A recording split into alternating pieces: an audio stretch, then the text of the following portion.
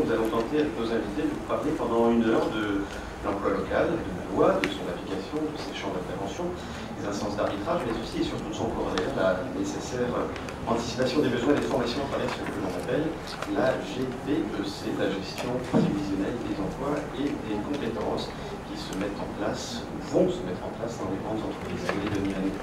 Emploi local, mode d'emploi, avec autour de cette table Pierre Garcia, que l'on ne présente plus, puisqu'il est directeur de la DTE, la Direction du Travail, depuis maintenant plusieurs années, et il a accompagné le dialogue social dont les sessions notamment permis de travailler et d'élaborer cette loi.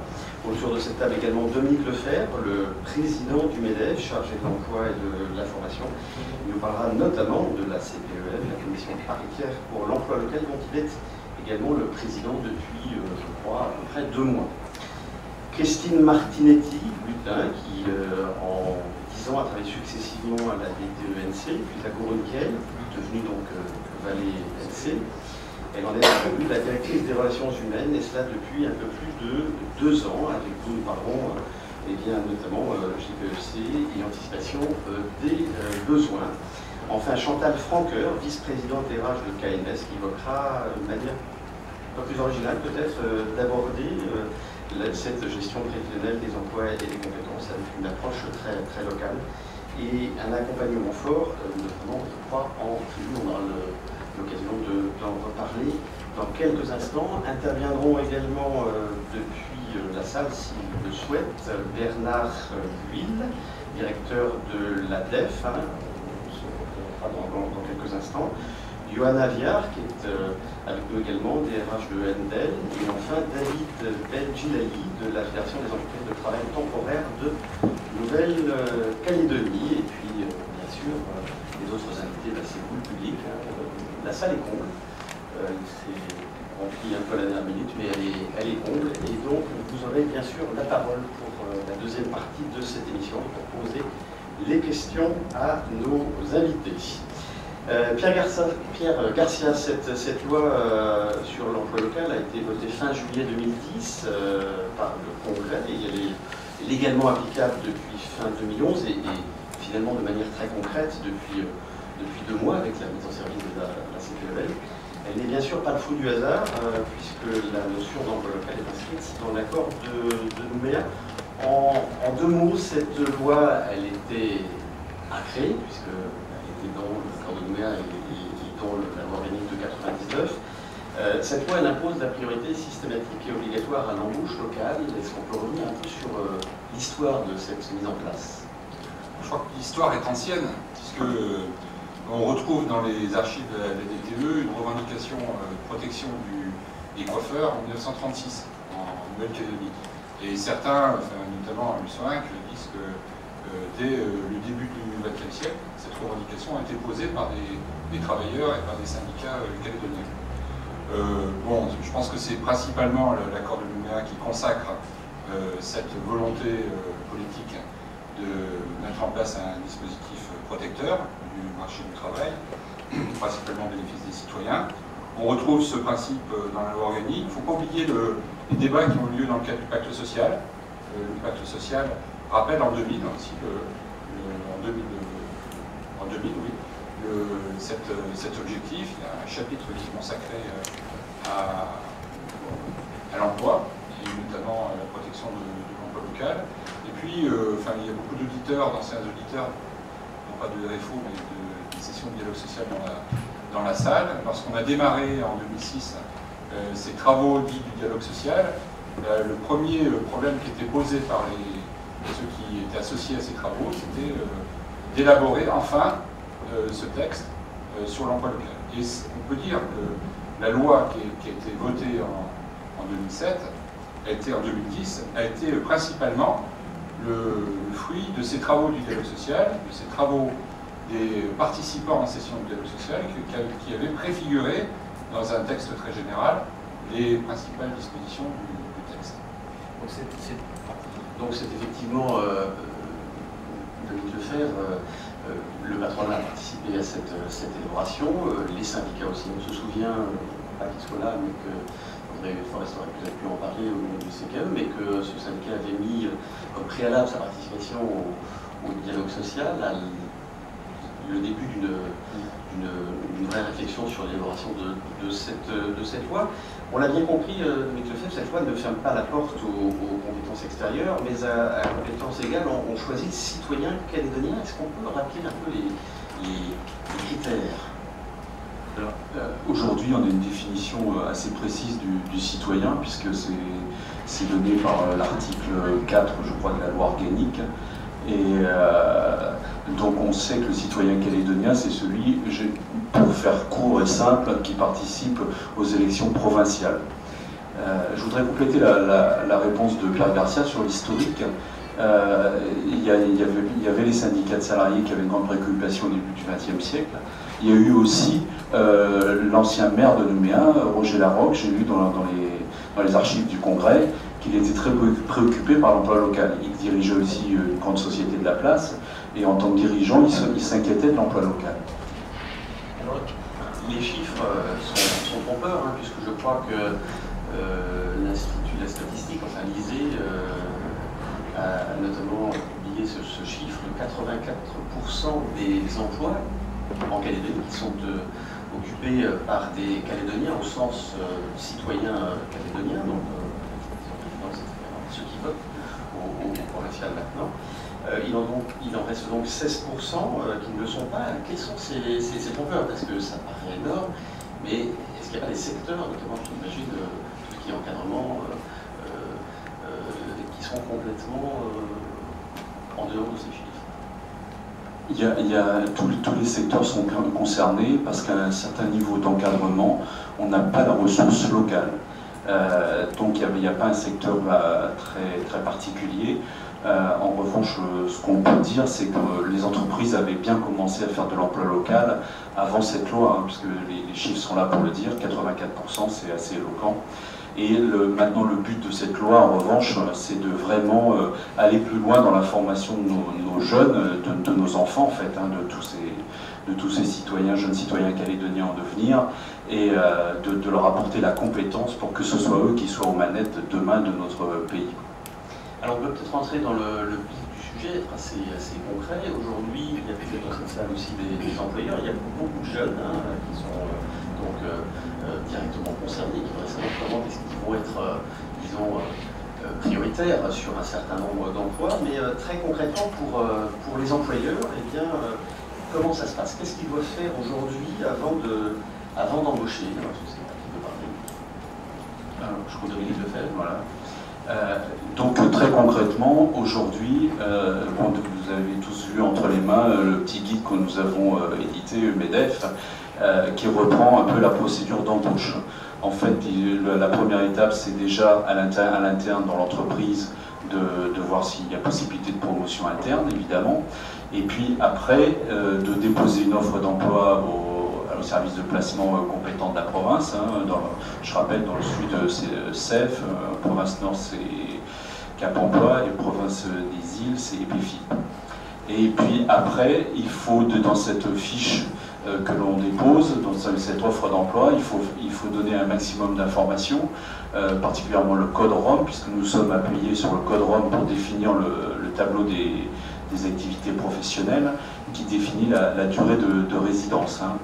Et puis après, si le service de placement ne répond pas positivement, si on ne trouve personne, là, évidemment, on a le choix d'embaucher qui on veut, évidemment, et sans durée de compétence, sans durée de résidence, évidemment. Et il est en revanche quand même assez recommandé, pour des cas particuliers, de faire appel à la CPEL, donc la Commission paritaire de l'emploi local, qui, elle, délivre des certificats de carence pour les personnes qui ne sont pas en poste. Alors justement, c'est encore vous qui avez parlé, puisque vous êtes un président multiple, ou président, il faut dire, et vous êtes donc également président de la CPEL hein, depuis 2 mois, qui est la commission paritaire de l'emploi local. Dans quel cas peut-elle ou doit-elle être saisie, très concrètement? Alors, et puis éventuellement quel problème aussi? Absolument. La CPEL peut être saisie déjà par un demandeur d'emploi qui s'estime floué dans sa recherche, qui a candidaté auprès d'une entreprise, il est citoyen, ou du moins il a la durée de résidence voulue. L'entreprise a choisi quelqu'un d'autre, en l'occurrence un non-citoyen, ou quelqu'un qui n'a pas la durée de résidence voulue. Donc là, il saisit la CPEL, et la CPEL rend un avis qu'elle donne à la DTE, et la DTE se charge la DTE étant l'autorité administrative, elle se charge de régler le souci. Ça, c'est le premier cas. Le deuxième cas, c'est évidemment le cas de l'employeur qui, lui, n'a pas trouvé chaussure à son pied et demande évidemment une carence pour l'emploi visé. Et nous avons un délai de 1 mois qui est compressible en cas d'urgence à 15 jours pour rendre un avis. Si au bout d'1 mois, nous n'avons pas rendu d'avis, l'avis est réputé donné. Alors, c'est un organisme paritaire, donc je suppose qu'il y a le patronat et puis les syndicats. Ça fait 2 mois, à peu près 1 mois et demi que vous êtes en fonctionnement. Est-ce qu'on a déjà un retour d'expérience? Je crois qu'il y a déjà 4 cas qui ont été examinés. Alors, nous avons eu 4 cas d'examinés. Nous sommes 14 autour de la table. Il y a donc les 7 syndicats représentatifs de salariés qui ont chacun un siège et le patronat qui a 7 sièges. C'est 4 pour le MEDEF, 2 la CGPME, 1 l'UPA. Le plus important, c'est que nous avons réussi à trouver presque dans tous les cas jusqu'à présent, nous avons fait l'unanimité. Il n'y a pas eu un blocage salarié d'un côté, patronat de l'autre. Non, ça s'est très très bien passé pour ces 4 cas-là. Et là aussi, on a eu la parité puisqu'il y avait 2 cas d'employeurs et 2 cas d'employés. Donc, c'est la parité partout. Alors, vous ne tournez pas encore à plein régime. Malgré tout, est-ce que vous ne craignez pas d'être un peu submergé dans les mois qui viennent? Oui, c'est une de nos craintes. Bon, enfin, on est en train d'établir et de déterminer une méthodologie de travail avec des procédures pour ne pas perdre trop de temps sur des cas qu'on aurait déjà vus et qu'on est capable de dire tout de suite. Et on est en train d'écrire le règlement intérieur, évidemment, puisque c'est le départ.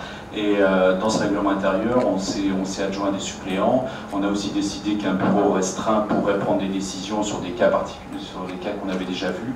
Donc pour aller plus vite, pour aller aussi dans l'intérêt de l'entreprise, parce que l'entreprise qui attend une carence, il faut que ce soit rapide.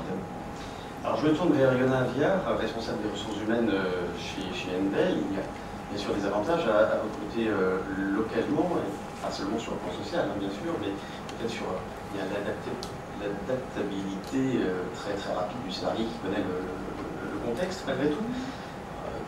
Compte tenu des nouvelles contraintes pour l'employeur, est-ce que vous ne craignez pas que ça devienne une usine à gaz pour des entreprises de votre taille? Je dirais qu'en effet, suivant la taille des entreprises, la mise en place de la loi sur l'emploi local va en effet créer des difficultés. Dans les structures qui comptent déjà un DRH, la possibilité de pouvoir réagir à la loi sur l'emploi local et d'en respecter tous les contours va être assez facilitée. Dans les TPE et les PME, cette réactivité peut être plus difficile à mettre en œuvre, d'autant que la connaissance de la loi dans ce domaine-là n'est pas forcément facile, étant donné qu'en effet, elle est assez compliquée. Ça va peut-être aussi rallonger les délais de recrutement. Est-ce que ça vous pose un problème sérieux? Alors, en ce qui concerne les délais de recrutement, en effet, donc, cela va pouvoir les allonger dans un certain nombre de cas, ce qui va nécessiter de la part des employeurs une anticipation sur la formation qu'ils souhaitent faire donc, dans le cadre d'embauche. Selon la taille des entreprises, ça peut être compliqué. Je pense par exemple aux petites ou moyennes entreprises. Est-ce qu'elles sont taillées pour pouvoir s'organiser face à ces nouveaux dispositifs? Alors, en effet, c'est ce que j'exprimais il y a quelques secondes. C'est en effet, donc, suivant la taille des entreprises, l'application de la loi pour l'emploi local pourra être plus difficile. Dans les grosses structures, je dirais que la loi sur l'emploi local est déjà vécue depuis de nombreuses années, dans la mesure où il y a des instances représentatives dans l'entreprise du personnel qui font que forcément il y a un dialogue qui s'instaure, et je dirais que c'est là l'essentiel. Il y a un dialogue qui s'instaure et une information de toutes les manières avec ses partenaires intervient de façon systématique, en général, pour informer s'il devait y avoir des embauches de personnes ne répondant pas à la citoyenneté du territoire. Pierre Garcia, directeur de TE. Moi j'ai du mal à entendre tout le discours de la complexité du texte. Voilà. Et je pense que si on veut regarder les textes de façon, comment dire, de façon peu philosophique, je crois qu'on peut s'arrêter à quelques principes. D'abord, le chef d'entreprise qui n'est pas capable de d'écrire une offre d'emploi et de porter sur son offre d'emploi la qualification, la compétence et la référence de l'emploi qui va recruter, je pense qu'il va avoir du mal après avoir fait faire une déclaration préalable à l'embauche auprès de la CAFAT, il va avoir du mal aussi à gérer des contrats de travail. Donc je pense que être chef d'entreprise aujourd'hui, ça demande quand même d'être capable de prendre un minimum de temps pour traiter des questions de cette nature. C'est quoi l'obligation nouvelle qui est posée par la loi sur l'emploi local? Pour le chef d'entreprise, c'est d'écrire une offre, de préciser dans l'offre compétences, qualifications, référence au code ROM, comme je le disais tout à l'heure, de le faire, mais cette référence il sera obligé de l'apporter sur la DPE. Et puis de l'adresser à un service de placement, de transmettre dans l'entreprise l'offre en question.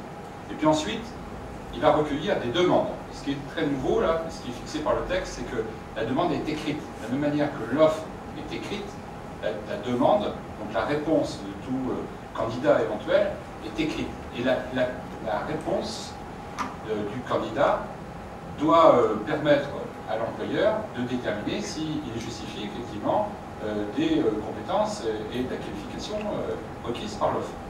Voilà. Et après bien l'employeur, une fois qu'il a traité, qu'il a reçu ses demandes, il fait des tas.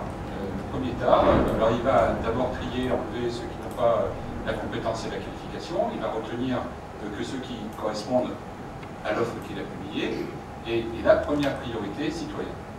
Voilà. Je pense que cet exercice, alors peut-être qu'il est mal expliqué dans le texte, peut-être que le texte est brumeux, bon, on a été accompagné par des juristes du Conseil d'État qui n'ont pas forcément le langage le plus vulgaire, le plus clair en tous les cas pour le manant, qu'on peut être nous-mêmes, mais je pense que écriture de l'offre, écriture de la demande, et puis ensuite tri en fonction, premier critère de la qualification de la compétence, et ensuite deuxième critère du citoyen, c'est quand même pas compliqué. Alors après, on peut fantasmer sur ce qu'on a appelé une usine à gaz, hein, mais moi je ne vois pas d'usine à gaz. Dominique Lefebvre, compétent du oui, je voudrais quand même reprendre un peu les propos de M. Pierre Garcia, directeur de la direction du travail. Si c'est compliqué, il y a dans toutes les entreprises, vous n'avez pas des DRH dont c'est le métier, d'écrire des procédures d'embauche, des fiches de poste, etc. Il ne faut pas oublier les petits artisans qui sont dans la tête dans le bidon quand même, toutes ces petites entreprises qui ont moins de 20 salariés et dont c'est pas le métier du chef d'entreprise d'écrire. Il sait ce qu'il veut, c'est clair, il sait ce qu'il veut, il est dans la peinture, il sait qu'il veut un ouvrier peintre avec tel niveau de qualification, il est dans la restauration, il sait exactement ce qu'il veut.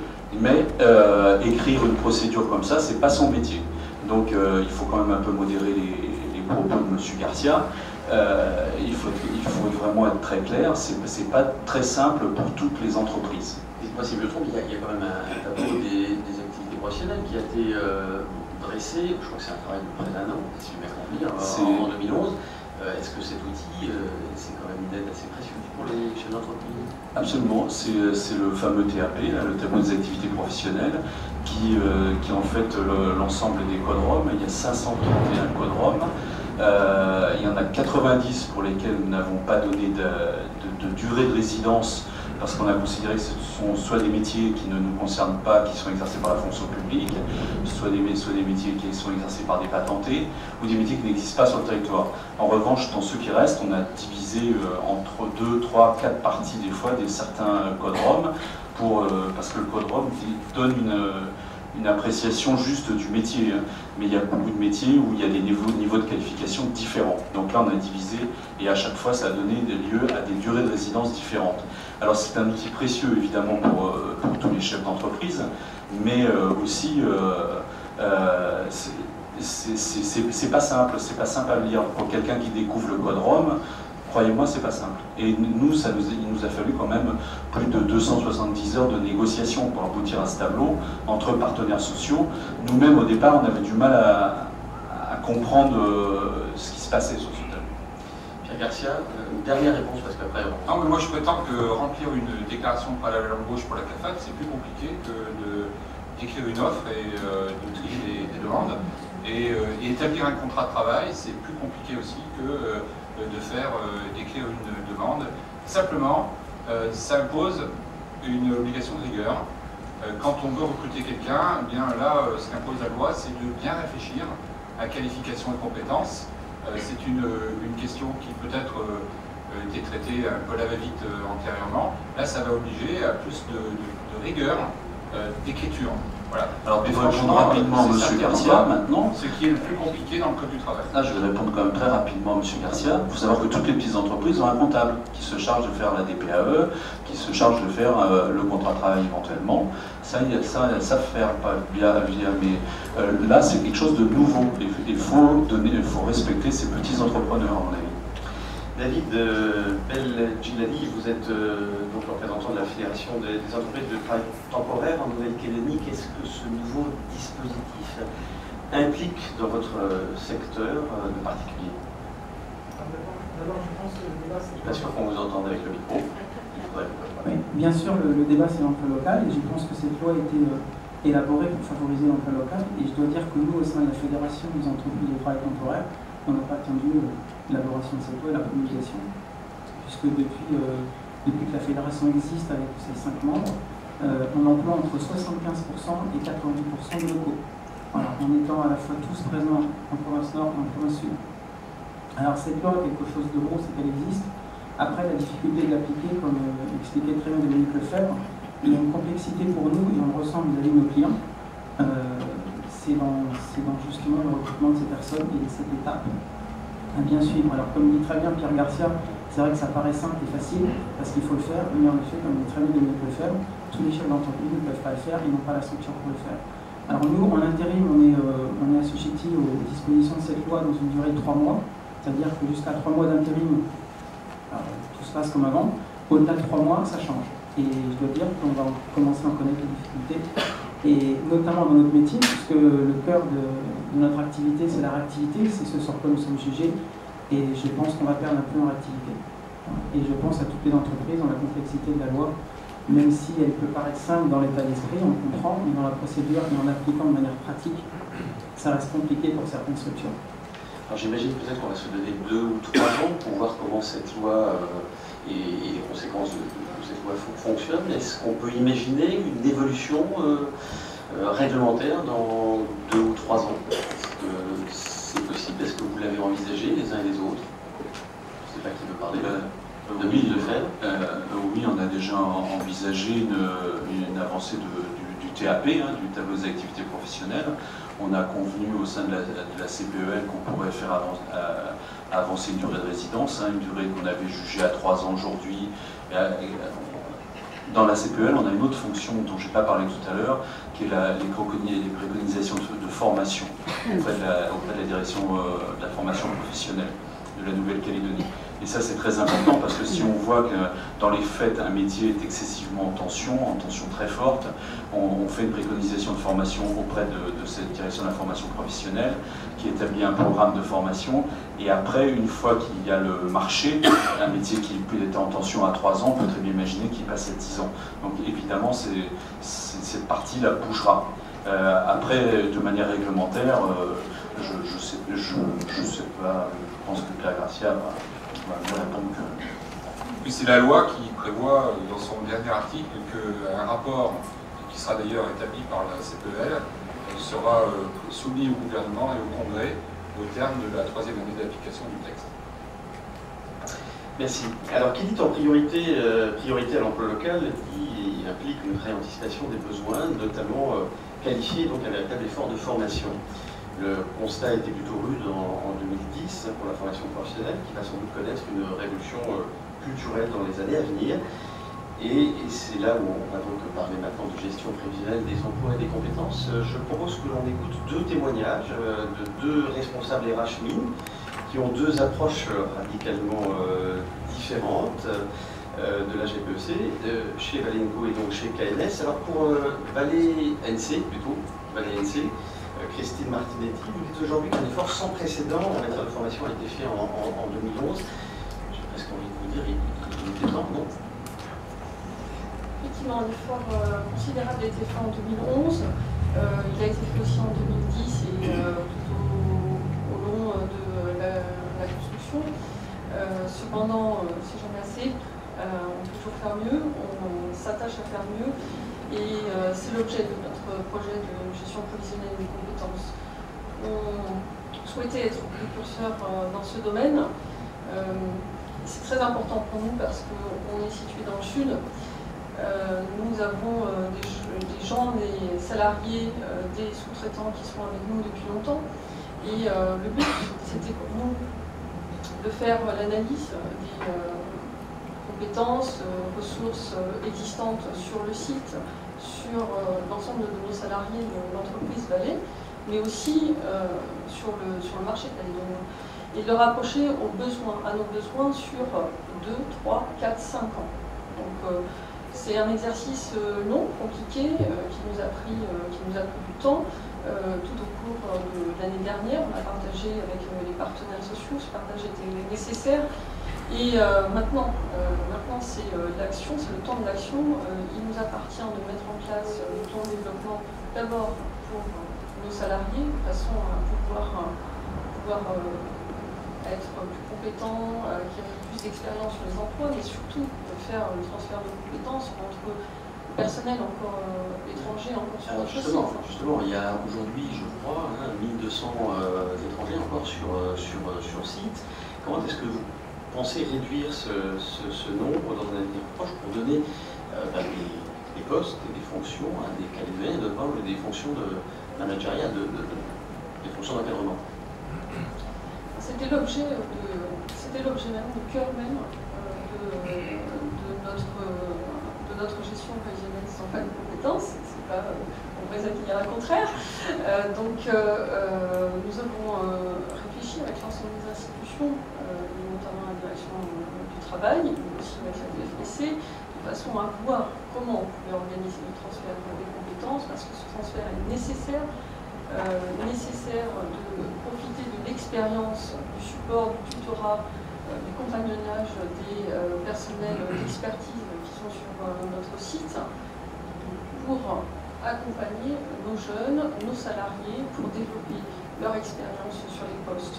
Donc c'est tout l'objet de la GPEC, et il ne peut pas se limiter à notre entreprise. Donc sur Valais, on a à peu près 1300 salariés, on a un peu plus de 120 qui sont étrangers.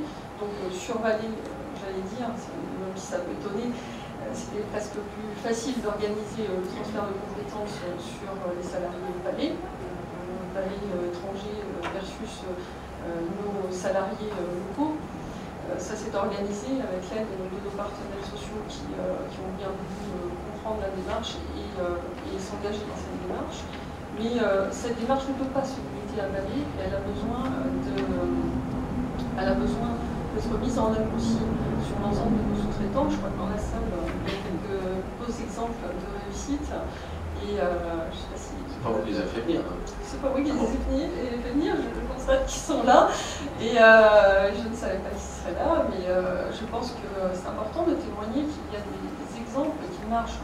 Je crois qu'on a besoin de motivation, on a besoin d'insuffler un peu d'énergie dans cette application de la loi sur l'emploi local. On a besoin de prendre conscience des besoins de la Calédonie. Et je pense qu'on est tous partants pour le faire. Et il faut juste s'organiser, mettre des méthodes, mettre de la méthode autour de ces possibilités de développement de compétences et d'expérience. Et je crois qu'il y a des exemples qui marchent et certains peuvent en témoigner. Malgré tout le temps presse, vous pourriez, j'allais dire enfin, entrer en production. Comment se fait-il qu'on est, je me rappelle cette question, hein, mais comment se fait-il qu'on n'est pas, ça fait 11 ans pratiquement, ça fera 11 ans en juillet que la signature a eu entre la Nouvelle-Calédonie et ce qui s'appelait à l'époque INCO. Pourquoi seulement 2011? Alors il fallait bien évidemment démarrer l'usine. L'usine a démarré, on entre en production. Ceci dit, c'est vrai qu'on ne pouvait pas faire une prévision avant d'entrer en production, mais on a commencé le travail de formation de longue date. Enfin, il y a dans cette salle nombreux professionnels de la formation qui ont travaillé avec nous depuis des années, depuis plus de 5-6 ans, pour envoyer des jeunes en formation à Marseille, en formation au Canada, en formation en métropole ou en formation sur le territoire. Il y a aussi les centres de formation qui fonctionnent sur le territoire. Donc, il n'y a jamais assez, on peut faire plus, on peut avoir plus de partenariats, mais Valais ne peut pas dire qu'il n'a pas été accompagné pendant ce temps-là par les partenaires sociaux et par les institutions. On aurait certainement dû faire plus, mais il fallait effectivement avoir une entrée en production pour passer à l'étape supérieure. Passer à l'étape supérieure, c'était la GPEC, on l'a engagé il y a un petit peu plus d'1 an. Et c'est maintenant savoir sur les 5 ans à venir comment on peut maîtriser le processus de transfert de compétences et d'accroissement des expériences. Donc au sein de Valais Nouvelle-Calédonie, on a envoyé de très nombreux jeunes en ce qu'on a appelé, excusez le jargon, soit programme d'immersion. Donc on a envoyé beaucoup de jeunes au Canada, au Brésil, jeunes moins jeunes d'ailleurs, parce que les gens sont motivés à aller voir ce qui se passe ailleurs. Et on a la chance, on fait partie d'un grand groupe, donc on peut se permettre effectivement, nous, d'envoyer certaines personnes pour 2, 3, peut-être 9 mois, comme on le fait en ce moment pour les ingénieurs. Très rapidement. Donc très rapidement, on devrait en voir les effets très concrets quand? Parce que c'est ça qu'attend peut-être du Calédonien, c'est de savoir quand est-ce qu'on va inverser un peu la vapeur. Alors les effets concrets, j'espère qu'ils se voient déjà, mais ils se verront en fonction des postes, parce que là on rejoint le débat précédent sur l'emploi local. Il y a des postes où le transfert, l'accroissement des compétences, la prise d'expérience peut être rapide. Il y a des postes, par exemple aujourd'hui, sur la salle de contrôle, ça peut paraître curieux, mais la salle de contrôle, c'est l'ensemble, plus de 90% des salariés sur des métiers hyper techniques et très qualifiés sont des jeunes du pays, plus de 90%. Et c'est la salle de contrôle, mais c'est aussi le laboratoire et la direction du procédé. Donc c'est possible, et c'est pour ça que j'insiste sur les success stories, parce que c'est possible si on le veut, si on s'y met tous ensemble. Ensuite, les résultats, je pense que les résultats sont longs pour acquérir sur certains postes de l'expérience, parce qu'il y a des postes qui nécessitent l'expérience. Comme j'ai coutume à le dire, je crois que la matière grise existe en Calédonie, ce qui n'existe pas forcément, et ce qui ne se fabrique pas avec une baguette magique, ce qui ne se fabrique pas en 1 semaine ou en 2 semaines, c'est l'expérience. Donc l'expérience, à nous d'être inventifs, d'imaginer des centres de formation, d'imaginer des programmes d'immersion, des programmes de visite d'autres centres de production, de façon à créer cette confrontation des méthodes de production qui, effectivement, font naître chez nos jeunes de l'expérience. Merci. Chantal Franqueur, vous êtes vice-présidente RH de KNS, du Nord, vous sur le DKP, et peut-être, et surtout même probablement au-delà, et vous avez une approche un petit peu différente concernant votre stratégie de recrutement chez KNS. Alors la stratégie de recrutement, nous avons toujours appelé ça les cercles concentriques. Maintenant, on m'a expliqué qu'en Nouvelle-Calédonie, les cercles concentriques pouvaient aussi s'appeler la stratégie de l'escargot. Alors, pour le commun des gens ici, qu'on appelle cercle concentrique ou stratégie de l'escargot, je veux dire que dans un premier temps, notre recherche de candidats se situe au niveau de la zone VKP, c'est-à-dire Vaud-Pont-les-Points. Après, le cercle s'élargit vers la province nord, ensuite vers l'ensemble de la Nouvelle-Calédonie et finalement vers l'étranger lorsque les compétences ne sont pas disponibles sur le territoire.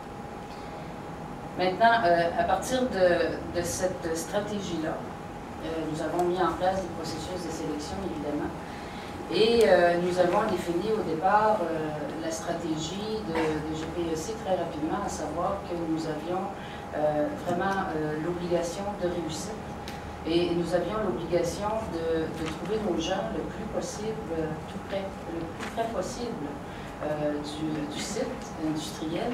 Et par définition, ce n'est pas facile d'attirer des gens en province nord. Ce n'est pas un secret pour personne. Alors, ça nous a amené à être créatifs et ça nous a amené à voir les choses sous un angle tout à fait différent. Et on s'est posé la question à savoir comment aller chercher cette population-là qui est près de nous et qui ne répond pas aux besoins immédiatement, et s'assurer que nous allons avoir la population qui va prendre en charge cette usine dont ils ont si longtemps voulu en province nord. Et donc, on a décentralisé le recrutement de façon intensive. Nous nous sommes déplacés. Nous avons travaillé. On s'est déplacé, on a couvert la province de A à Z, au niveau des tribus, au niveau des communes. Nous avons travaillé avec la DEFIGE, nous avons travaillé avec la MIGE, nous avons ciblé des façons de communiquer, nous avons facilité, nous avons fait des ententes avec les communes pour faciliter les transports, et en fait c'était un peu une façon de faire du speed dating qu'on appelle, ou du job dating. Donc on a amené les recruteurs, les psychologues, tout le monde, on les a décentralisés, et on a dit on va se rendre là où sont les gens. Et ça nous a amené une surprise extraordinaire parce qu'on a découvert beaucoup de jeunes intéressés, diplômés, sans expérience évidemment, mais avec une fierté immense par rapport à ce qu'on appelle le projet de l'usine du Nord, le projet de l'usine Koniambo, et une volonté d'y participer. Alors à partir de là, on a un bassin de sélection important. Et c'est à nous maintenant de mettre en place, alors on a déjà recruté tous nos opérateurs de l'usine métallurgique, plusieurs de nos futurs mécaniciens, instrumentistes. On les amène déjà dans des programmes de formation pré-embauche assez intensifs pour remettre tout le monde à niveau, les amener dans un mode de production, pré-production, c'est-à-dire être là le matin, être là tous les jours, répondre à des besoins, voir les aspects santé-sécurité. Et je vous dis, c'est vraiment impressionnant. Les résultats que nous avons sont impressionnants. Et les expatriés, parce qu'on a aussi besoin d'expatriés, je vais en y revenir, les expatriés qui reçoivent, on a 2 cohortes de formés maintenant. Ils sont vraiment impressionnés sur la qualité, la capacité d'apprentissage, la réactivité de ces gens-là, de ces jeunes-là. Et nous avons mis en place à partir de là des moyens de formation qui sont innovateurs. Et on est parti même avec des formateurs qui sont issus de la Nouvelle-Calédonie, que nous avions envoyés il y a déjà quelques années à l'étranger pour se former eux-mêmes, et qui ont la connaissance du pays, la connaissance des modes d'apprentissage avec lesquels les gens d'ici apprennent, mais qui ont en même temps cette expérience et ce vécu peut-être un peu plus nord-américain. Donc, nous, je reviens toujours à la phrase « comment tout le temps ». Comment tabler sur les forces locales, comment utiliser les compétences qui sont déjà existantes et les amener plus loin, peut-être avec des moyens qui sont différents, mais qui respectent cette base. Justement, quand vous allez chercher des jeunes comme ça, qui sont sans expérience, même si vous les formez, ce sont ils ont des postes de première, deuxième, troisième catégorie. Comment est-ce que vous pensez pouvoir les amener à terme sur des postes de responsabilité? Est-ce qu'il y a un système imaginé, pas systématique, mais en tout cas imaginé, de progression en interne? Comment vous l'envisagez ça? Absolument. Comme je disais au départ, avant de partir en recrutement intensif, nous avons travaillé très fort sur notre vision, notre stratégie de progression. Comment les gens chez nous vont se motiver au travail, non pas la première année, mais jusqu'à la 25, jusqu'à la 30e année. Alors nous avons bâti un modèle de progression pour l'ensemble des niveaux, et pour l'ensemble des collèges, que ce soit les ouvriers employés, les agents de maîtrise, les cadres, où on a une progression, où on valorise le travail qui est fait. Et la personne ne sera pas arrêtée de progresser au bout de 4 ans. Elle progresse avec des niveaux différents. Et on a aussi bâti des ponts entre les collèges pour s'assurer que la compétence et l'intelligence de nos ressources ne s'arrêtent pas dans un collège parce que le diplôme était ceci ou cela. Donc c'est une combinaison de diplômes, de diplomation et d'expérience et d'acquis de compétences, où on a déjà parti le système, on a négocié le système avec nos partenaires sociaux, on est déjà en phase avec là-dessus. Pour ce qui est principalement du développement des compétences de management, pour les postes d'encadrement, nous avons un programme défini dans le temps qui commence cette année, où nous commençons à identifier les travailleurs, les gens dans tous les collèges qui possèdent un potentiel de gestion, de gestionnaire, de leader. Et à partir de cette identification-là, nous avons un programme d'accompagnement, de développement, que ce soit à l'interne, avec des affectations à l'étranger. Nous sommes en train de mettre en place des stratégies avec Cadre Avenir, avec des universités, l'université ici, les universités ailleurs dans le monde, que ce soit en Australie, au Canada ou même en France, pour s'assurer, parce qu'il y a des viviers qui sont plus difficiles, comme par exemple la finance, l'ingénierie, pour commencer tout de suite à prendre des jeunes qui sont au lycée et les amener, les intéresser et les amener dans un cursus qui nous permettra, avec cette GPEC-là, de remplacer éventuellement tous nos cadres. Mais à l'interne, nous sommes en train déjà de former des employés que nous avons embauchés il y a 1 an, 2 ans, pour prendre les postes d'encadrement. Nous avons déjà défini tout le programme. C'est quoi, rapidement, les difficultés que vous rencontrez? Parce que là, c'est un tableau qui est assez prometteur et assez idyllique. Est-ce que vous rencontrez quand même quelques difficultés très concrètes dans ce programme? Évidemment, il y a toujours des difficultés, il n'y a jamais rien de parfait. Elles sont de quelle nature? Il y a des difficultés d'arriver avec des... Nous avons dû mettre, je vais vous amener ça de façon quand même assez réaliste. L'entreprise doit mettre quand même des moyens assez importants pour arriver à faire ce genre de stratégie. Dans le temps où nous en avons besoin. Évidemment, on travaille avec les institutions, on travaille avec les organismes, mais pour le faire à la vitesse où on en a besoin et assembler tous les organismes et tout ça, ça c'est une difficulté parce qu'on est dans un délai qui est plus rapide que ce que le système peut suivre finalement. Par contre, ce qui est intéressant, c'est que les besoins que nous avons, ils ne sont pas sur une période de 2 ans, ils sont sur une période de 25 ans. Alors, les besoins que nous devons combler par nous-mêmes au moment où on se parle, on est quand même en train de travailler avec les institutions pour mettre en place des choses sur le futur, comme avec l'école de Poro. Parce que une chose ce qui m'a le plus surprise ici, en arrivant ici, il y a 2 ans, on m'avait parlé de toutes sortes de problématiques, de diplômes, de ressources qui n'étaient pas formées, etc., etc. Puis finalement, on s'en sort assez bien. Mais ce qui a été le plus surprenant, ce sont les opérateurs sur menu. Et là, je vous dis que celle-là, on l'attendait.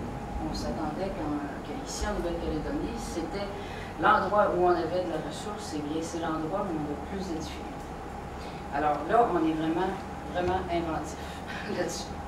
Chantal Franca, je vous remercie pour ce témoignage. Nous avons autour de cette table peut-être un dernier mot de Pierre Garcia, et puis après on va donner la parole à nos invités qui sont le public. Mais Pierre Garcia, une dernière intervention. Moi, je voudrais vraiment saluer l'intérêt que porte votre votre télévision et puis Nouvelle-Calédonienne sur cet aspect de la loi sur l'emploi local, parce qu'on s'est beaucoup finalement cristallisé sur les procédures de recrutement. Là, on voit une deuxième partie de la fusée arriver. Il y a d'autres éléments de politique publique et de politique certainement négociée avec les partenaires sociaux qui viendront renforcer le dispositif sur la loi sur l'emploi local. Mais il est évident qu'on ne pouvait pas avoir une politique de soutien à notre marché du travail sans avoir des dispositifs de cette nature. Ces dispositifs ont été en grande partie demandés, pour ne pas dire exigés, par les pouvoirs publics pour gérer les flux de main-d'œuvre étrangère. On va pas faire une photographie là, de cette question, de cette problématique, mais on sait que c'est une question extrêmement brûlante. Et les deux grandes unités de production concernées ont mis en œuvre un plan énorme. On ne pensait pas d'ailleurs que ce plan serait aussi important. Et là, je dirais, contraire de ce que j'ai affirmé tout à l'heure, on sait bien que seules les plus grosses entreprises peuvent mettre en œuvre des dispositifs de cette nature. L'objectif, c'est de donner de la transparence pour permettre de mieux gérer les flux migratoires. C'est aussi de mieux assurer la commande publique sur l'offre de formation. C'est aussi de voir les efforts qui sont consentis par les plus grosses entreprises dans le domaine de la formation. Et bon, là, on est aussi assez étonné par la réponse qui est donnée. C'est dommage que peut-être il n'y ait pas plus d'illustrations là-dessus, parce que c'est intéressant à savoir. Et puis, après, il faut savoir, on est aussi dans un débat donnant-donnant avec les entreprises concernées. Il est évident que s'il n'y a pas cet effort de transparence, s'il n'y a pas cet effort de définition des besoins, eh bien ensuite, la Nouvelle-Calédonie n'est pas obligée de donner des autorisations de travail pour les étrangers. Pierre Garcia, je vous remercie. Une première question dans le public. La salle est pleine, donc j'espère qu'il va y avoir des questions. Une première question peut-être à nos invités. Oui, bonjour. Non, moi je souhaiterais savoir qu'est-ce que vous allez réellement mettre en place pour les entreprises qui sont en recherche de métiers actuellement où il y a une forte demande de la part des entreprises, telles que la maintenance des engins miniers. Beaucoup d'entreprises sont en recherche de ces profils. Qu'est-ce qui est, suite à cette loi, qu'est-ce qui va être fait pour pouvoir former les jeunes Calédoniens d'un niveau supérieur au bac? Je ne suis pas le directeur de la DFPC. Pierre Garcia.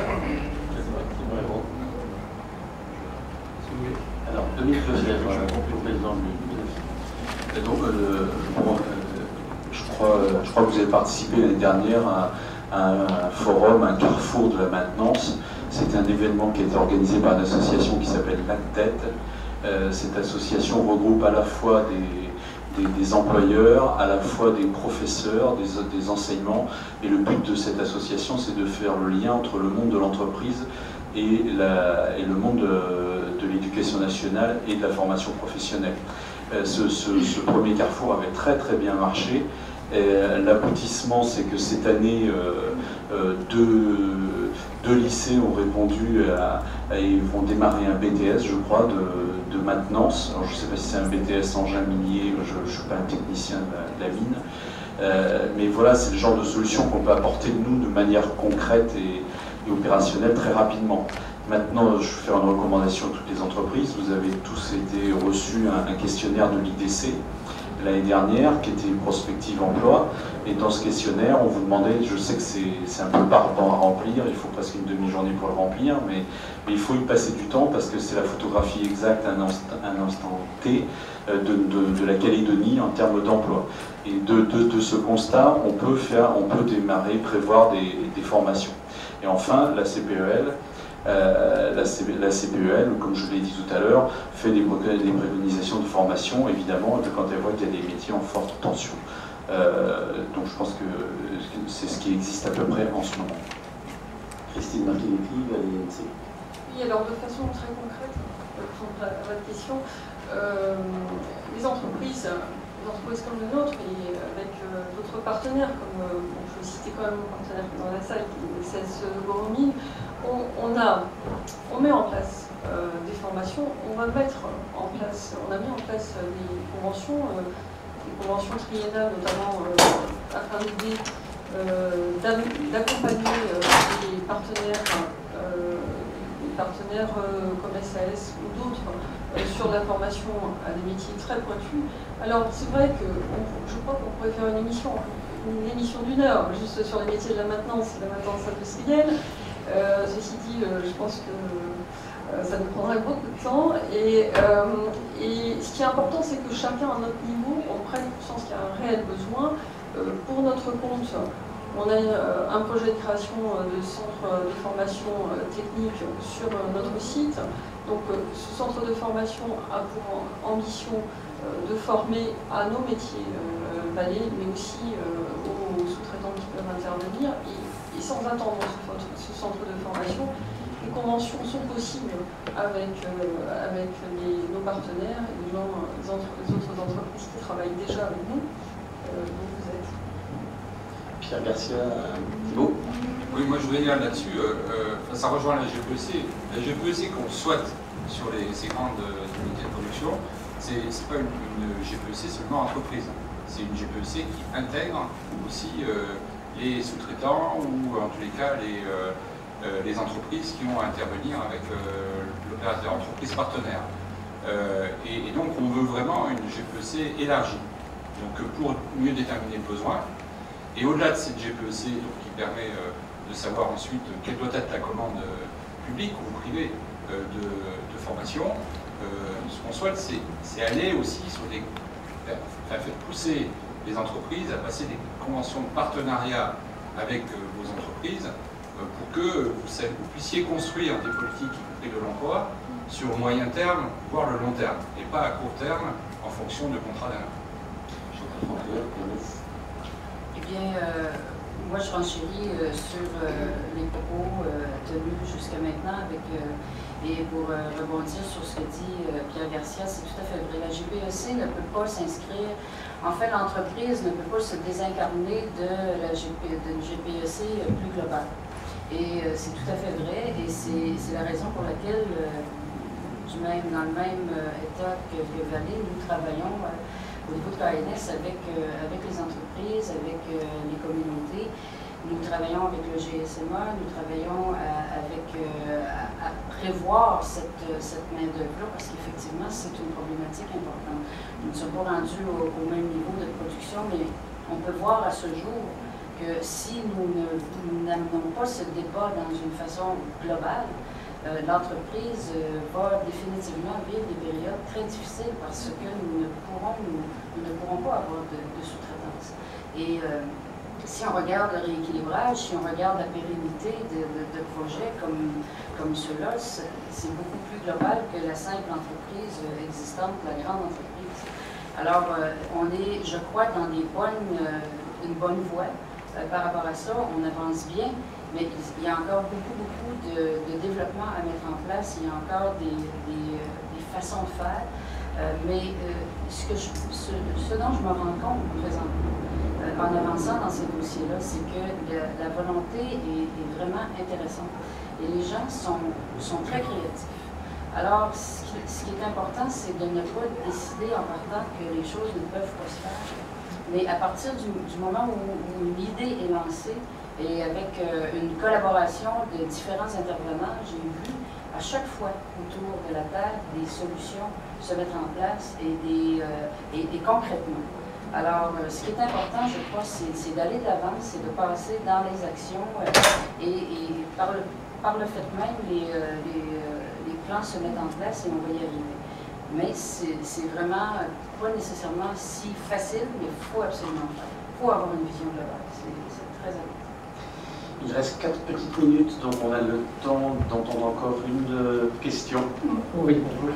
Je vais parler au nom de la direction de la formation professionnelle, dont j'ai la responsabilité du service. Je présente juste Marc Dubarry, mon chef de service. Et je voulais juste rebondir sur la problématique donc des techniciens supérieurs dans le domaine de la maintenance des engins. Simplement pour préciser que la collectivité, évidemment, accompagne un programme de formation en métropole, en l'occurrence, dans le cursus d'un BTS de maintenance des engins qui se fait sur 13 mois. Ce programme de formation a été mis en place après la sollicitation des acteurs économiques qui étaient venus effectivement déjà il y a 4 ans indiquer la pénurie et le besoin important. On a donc mis ce programme de formation en place et là c'est la 3e cohorte qui s'envole ces jours-ci d'ailleurs pour aller suivre un BTS dans la région de Toulouse pendant 13 mois. Il faut savoir que pour la Nouvelle-Calédonie, c'est entièrement financé cette formation-là. Elle coûte la bagatelle de 45 millions quand même, ce cursus de formation. C'est assez important. Et ce que l'on peut regretter par contre, c'est la faible attractivité des Calédoniens vers ce type de formation où il y a réellement un besoin important. Les acteurs économiques le diront, ils le témoignent à partir du niveau 4 et au-delà. Ça, c'est une formation de niveau 3, c'était juste quelques informations, ce sont des formations de 12 personnes. Et sur la dernière cohorte, il y a eu 15 Calédoniens qui se sont présentés sur ce programme de formation, malgré une campagne de communication financée par la collectivité, financée aussi par les acteurs économiques avec un spot télé. Et tout en respectant l'emploi local, malgré tout, il y a pourtant des métiers dont l'attractivité est malheureusement trop faible. Un dernier mot justement sur la formation de Bernard Buis, qu'on n'a pas entendu, qui est directeur de la direction économique et de la formation de l'emploi de la province sud. Bonjour, j'en profite, on est dans le temple justement de la petite entreprise. Et par rapport au problème de maintenance dont vous parliez tout à l'heure, la province a mis en place, a permis l'émergence d'une grappe d'entreprise, on appelle ça sur la maintenance. Une grappe d'entreprise, c'est un groupement d'entreprises qui sont dans un même secteur géographique, qui ont la même activité et qui ont les mêmes problèmes. Et justement, le secteur des petites entreprises de maintenance, ils se sont regroupés et ils ont fait part de leur problème de formation. Merci beaucoup Bernard Buis. Il est temps, ça passe très vite à 1 heure finalement, on pourrait presque continuer. D'ailleurs, peut-être que ceux qui voudraient continuer avec nos invités pourraient le faire après avoir rendu l'antenne à NC Première. On veut remercier une nouvelle fois, on va pas se remercier NC Première, mais les nouvelles calédoniennes d'avoir organisé avec NC Première cet événement. Je précise que Radio Nouvelle Calédonie Première va continuer sa présence jusqu'à demain sur le forum de l'emploi. Et avant de remercier les invités, je vous indique qu'on va retrouver tout de suite Janice pour son atomique émission qui se déroule, je crois, en direct également de ce forum. Ce forum sur l'emploi qui est organisé jusqu'à demain, samedi, à la Maison des Artisans, sur la route de Neuville, à Nouméa. Merci à tous de vous être déplacés, notamment ceux qui viennent du nord ou du sud.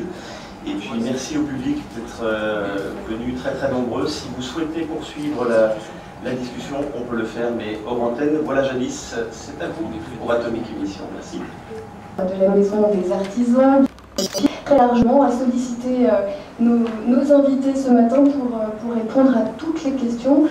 Formation, quel métier, quel secteur, quelle qualification. Alors, petit tour de table de présentation. Pierre-Henri Charles, le patron, entre guillemets, de la direction de la formation professionnelle continue. Bonjour. Bonjour. Philippe Martin, à vos côtés, directeur de l'IDCNC. Bonjour.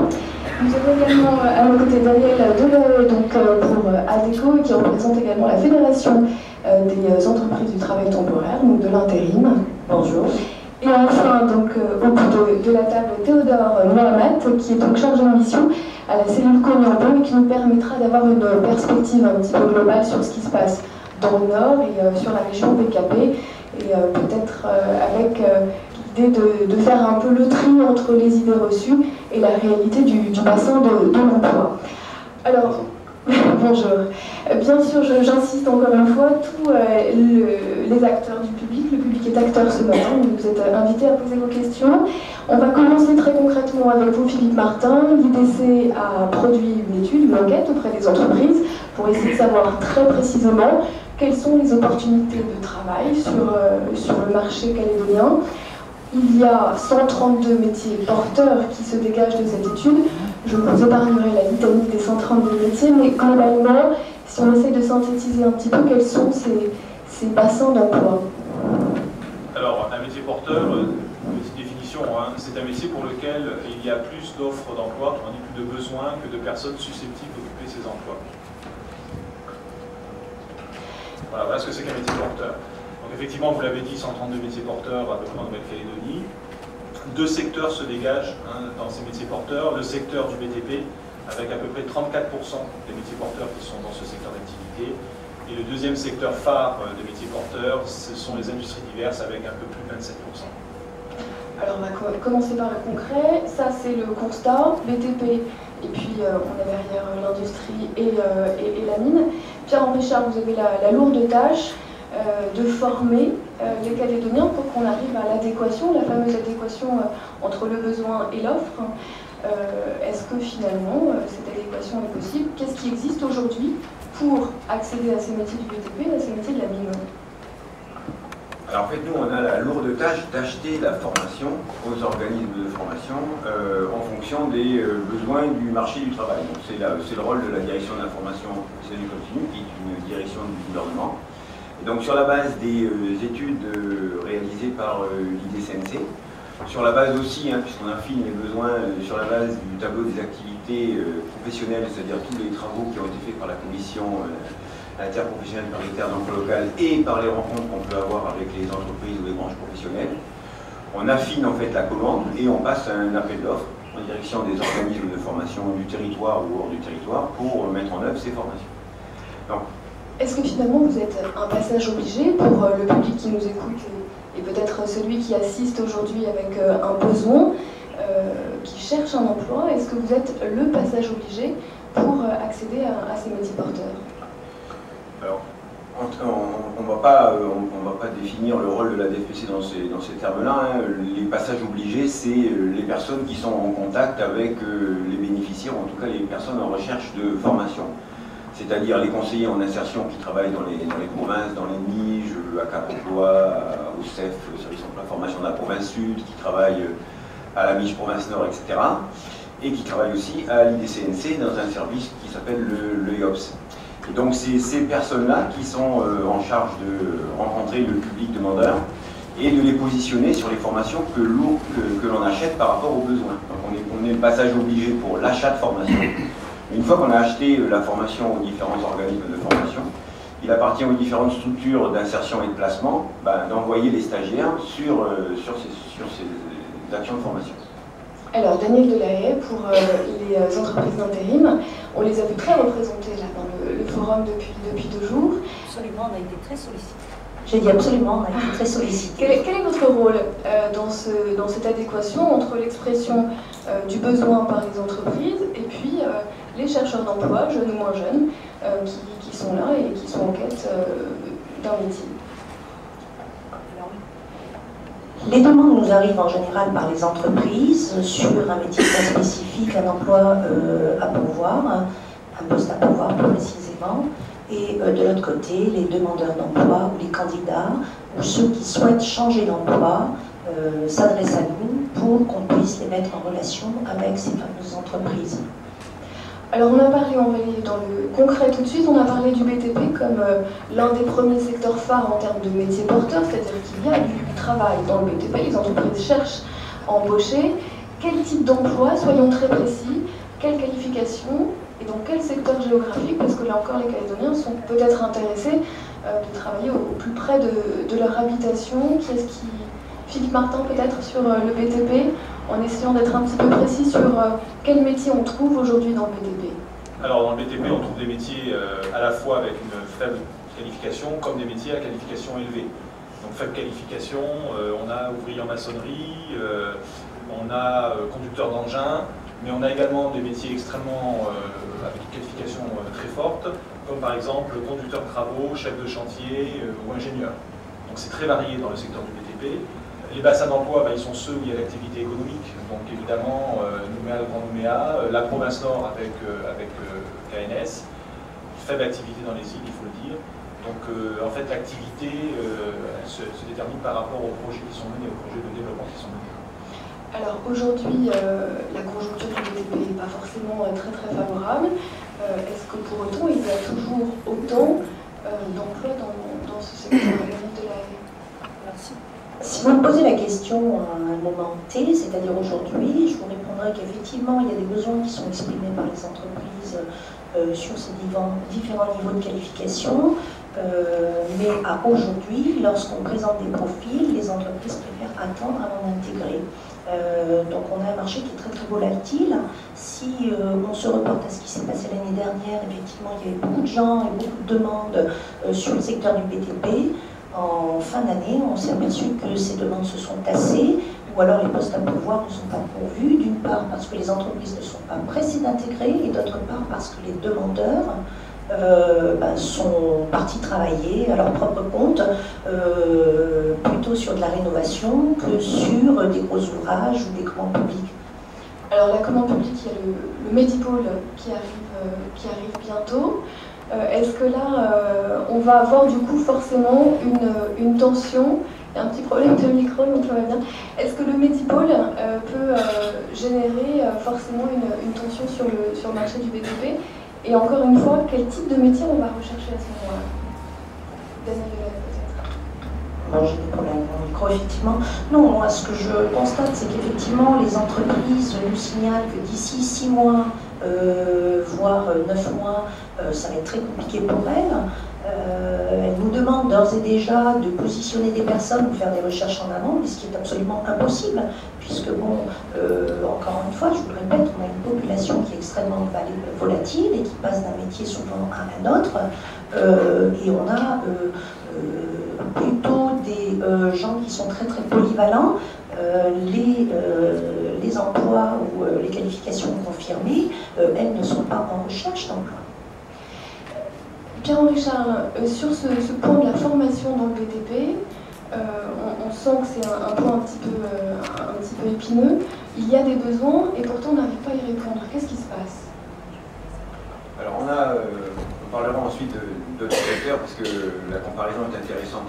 On a aujourd'hui effectivement une demande des entreprises fortes sur les métiers du gros œuvre et second œuvre. Donc comme l'a dit Philippe, ouvrier de la maçonnerie, coffreur, brancheur, donc ça c'est pour ce qui est du gros œuvre. Je vous coupe pour donner quelques précisions. On estime d'ici 2013 à 350-400 emplois, demandes des entreprises sur ce type d'emploi non qualifié. Donc c'est non négligeable.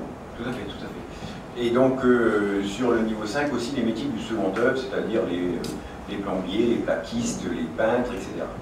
Et donc, pour préparer justement ce chantier ou d'autres chantiers ou le redémarrage du secteur du BTP, on a acheté un certain nombre de formations qui répondent à ce besoin-là. Et la difficulté aujourd'hui, c'est qu'on n'a pas une réponse, il n'y a pas un engouement des personnes à venir s'inscrire sur ces formations.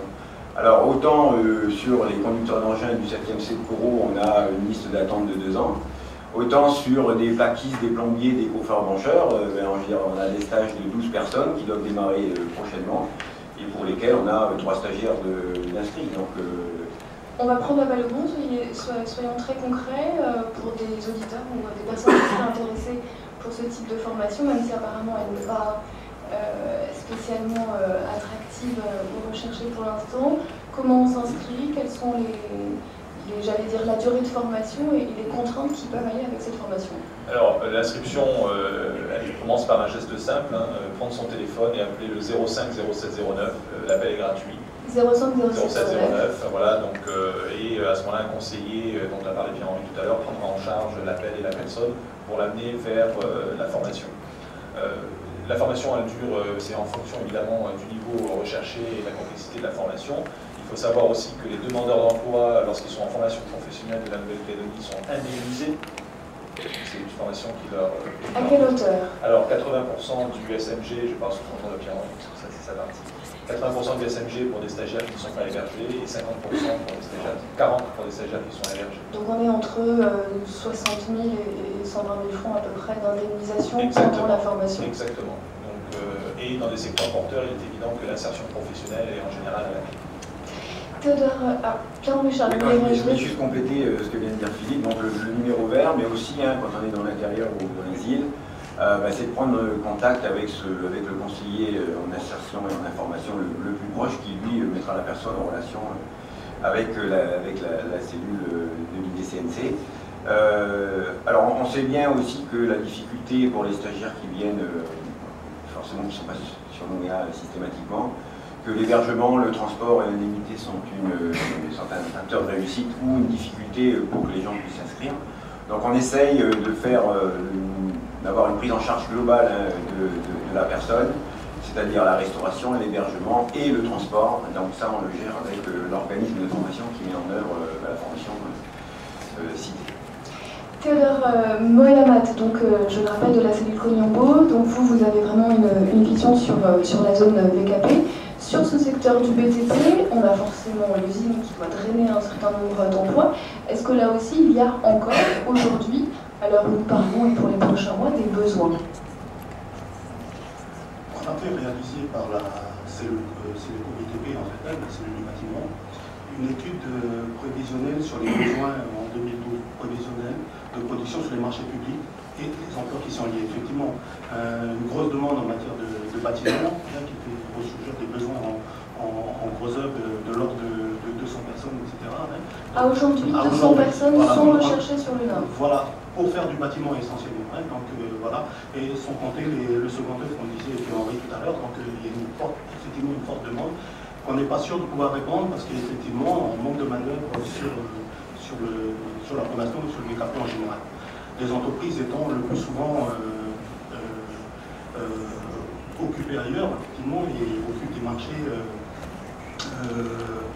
notamment liés à la construction de l'usine, bien que la phase de construction commence à se terminer pour passer sur la phase d'opération. Mais aujourd'hui, on a un gros besoin à la fois en bâtiment, à la fois en TP et en génie civil. Alors quand vous dites on n'est pas sûr de pouvoir répondre à ces besoins, comment on le fait? Du bassin de l'emploi, et on fait venir des entreprises extérieures hors zone provinciale. Voilà. Et effectivement, ce besoin va être grévé forcément par Medipol et par d'autres constructions à venir sur la Nouvelle-Calédonie. Donc le marché, la demande est énorme forcément, mais on a quelques difficultés, des grosses difficultés à répondre.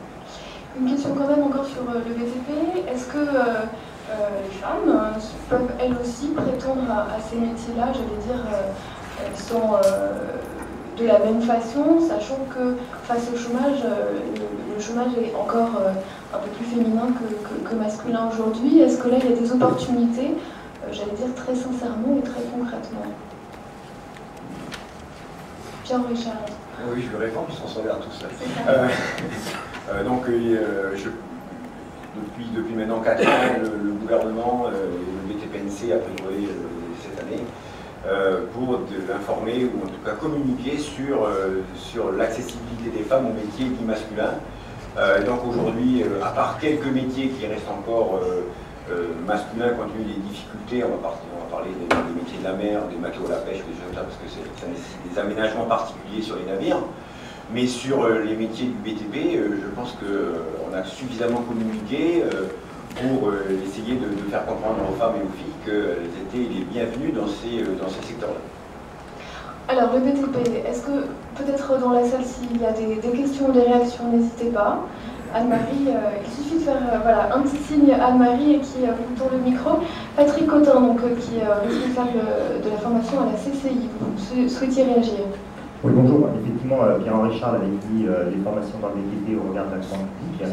Moi, je voulais faire un petit focus sur les formations par alternance ou contrat d'apprentissage. Effectivement, toujours dans le BTP, la Chambre de commerce et d'industrie met en place une formation bac professionnelle en partenariat avec le lycée Equality. Et il n'y a pas un engouement des jeunes pour s'inscrire sur ce dispositif de formation qui débute par un bac professionnel, qui permet effectivement ensuite d'accéder à un certain nombre de métiers d'ailleurs du BTP. C'est pas ciblé précisément sur de l'ouvrier coffre-brancheur, du plaquiste et autres. Alors, est-ce que c'est la peur du BTP? Est-ce que c'est la peur peut-être du lendemain où on sait qu'aujourd'hui il y a des chantiers, il y a des travaux et que effectivement dans 2 ans, 3 ans, 4 ans, est-ce que je serai encore dans ce métier? Est-ce que c'est effectivement peut-être un aspect motivationnel d'aller travailler simplement en plein air tous les jours, sous la pluie, sous le soleil, dans des chantiers qui effectivement demandent beaucoup de productivité? Je pense qu'il y a un aspect motivationnel. Les jeunes pour rentrer, enfin les jeunes moins jeunes d'ailleurs, on est sur une tranche 16 et au-delà de 26 ans, en tout cas sur les formations pour adultes, pour intégrer ce type de métier. Et je pense que c'est réellement une problématique de motivation, d'avoir envie de travailler, et puis de mobilité également. On fait des formations sur l'UMEA, on fait des formations en province Nord, mais on peut imaginer qu'effectivement les jeunes ou moins jeunes formés sur l'UMEA puissent se déplacer en province Nord, puis ensuite de la province Nord se déplacer sur l'UMEA, problématique du transport, vers interprovincial. Donc il n'y a pas qu'un facteur unique, hein, c'est multifactoriel. N'empêche que, et pour terminer, on se rend compte que sur cette formation professionnelle locaux, alors que les professionnels, alors que le secteur du bâtiment nous demande à former, eh ben, on n'a pas une réponse, et de la part des entreprises, je vais dire, et de la part également après des jeunes pour entrer en formation. Donc le BTP, on l'a vu, il y a des opportunités, finalement, peu de personnes intéressées. La mine, aujourd'hui, forcément stimulée par la dynamique des grands projets, on a l'impression que tous les emplois sont dans la mine. Est-ce que c'est une réalité? Est-ce que le salut des chercheurs d'emploi aujourd'hui est dans leur verre? Théodore Mohamed pour le Nord. Effectivement, la mine est un gros programme d'emploi, hein, on le remarque tous les jours, hein, donc KNS et d'autres milliers d'autres opérateurs font des opérations de charge, de communication à ce niveau-là.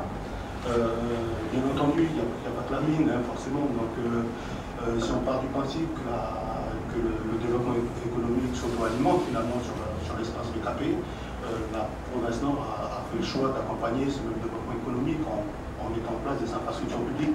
On parle bien évidemment de l'hôpital, hein, qui va voir le jour en 2015-2017 et qui va être pourvoyeur de à peu près 126 emplois, hein, répartis à la fois sur du personnel administratif que soignant, etc.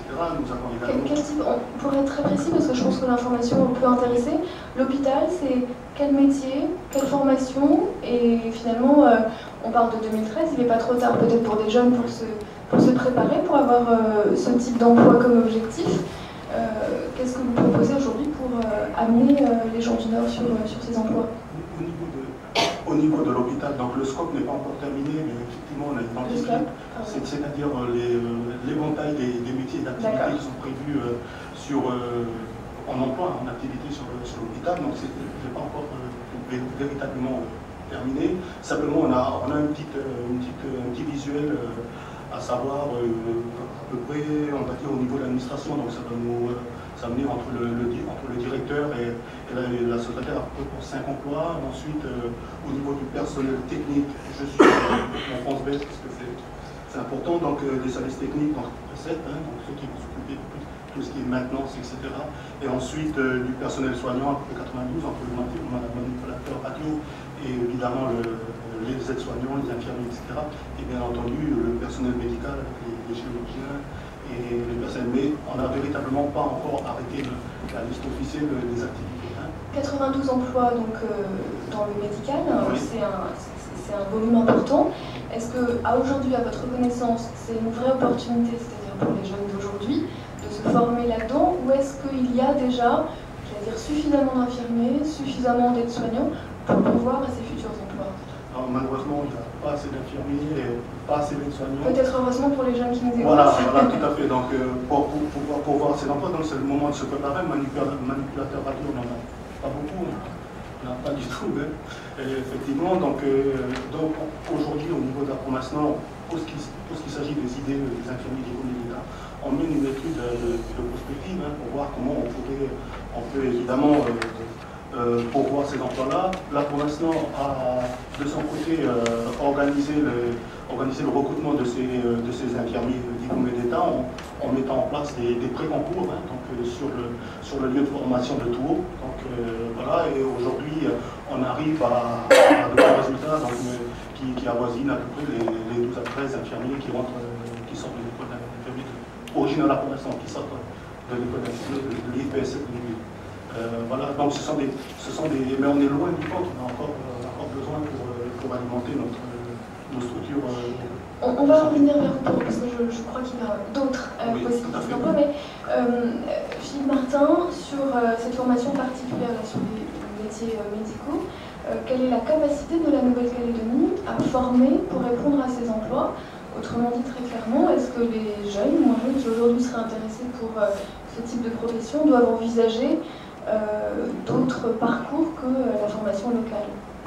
Alors, M. Mohamed a parlé de l'IFPSS, hein, qui est l'organisme de formation en fait des métiers de la santé, infirmiers, aides-soignants et d'autres encore.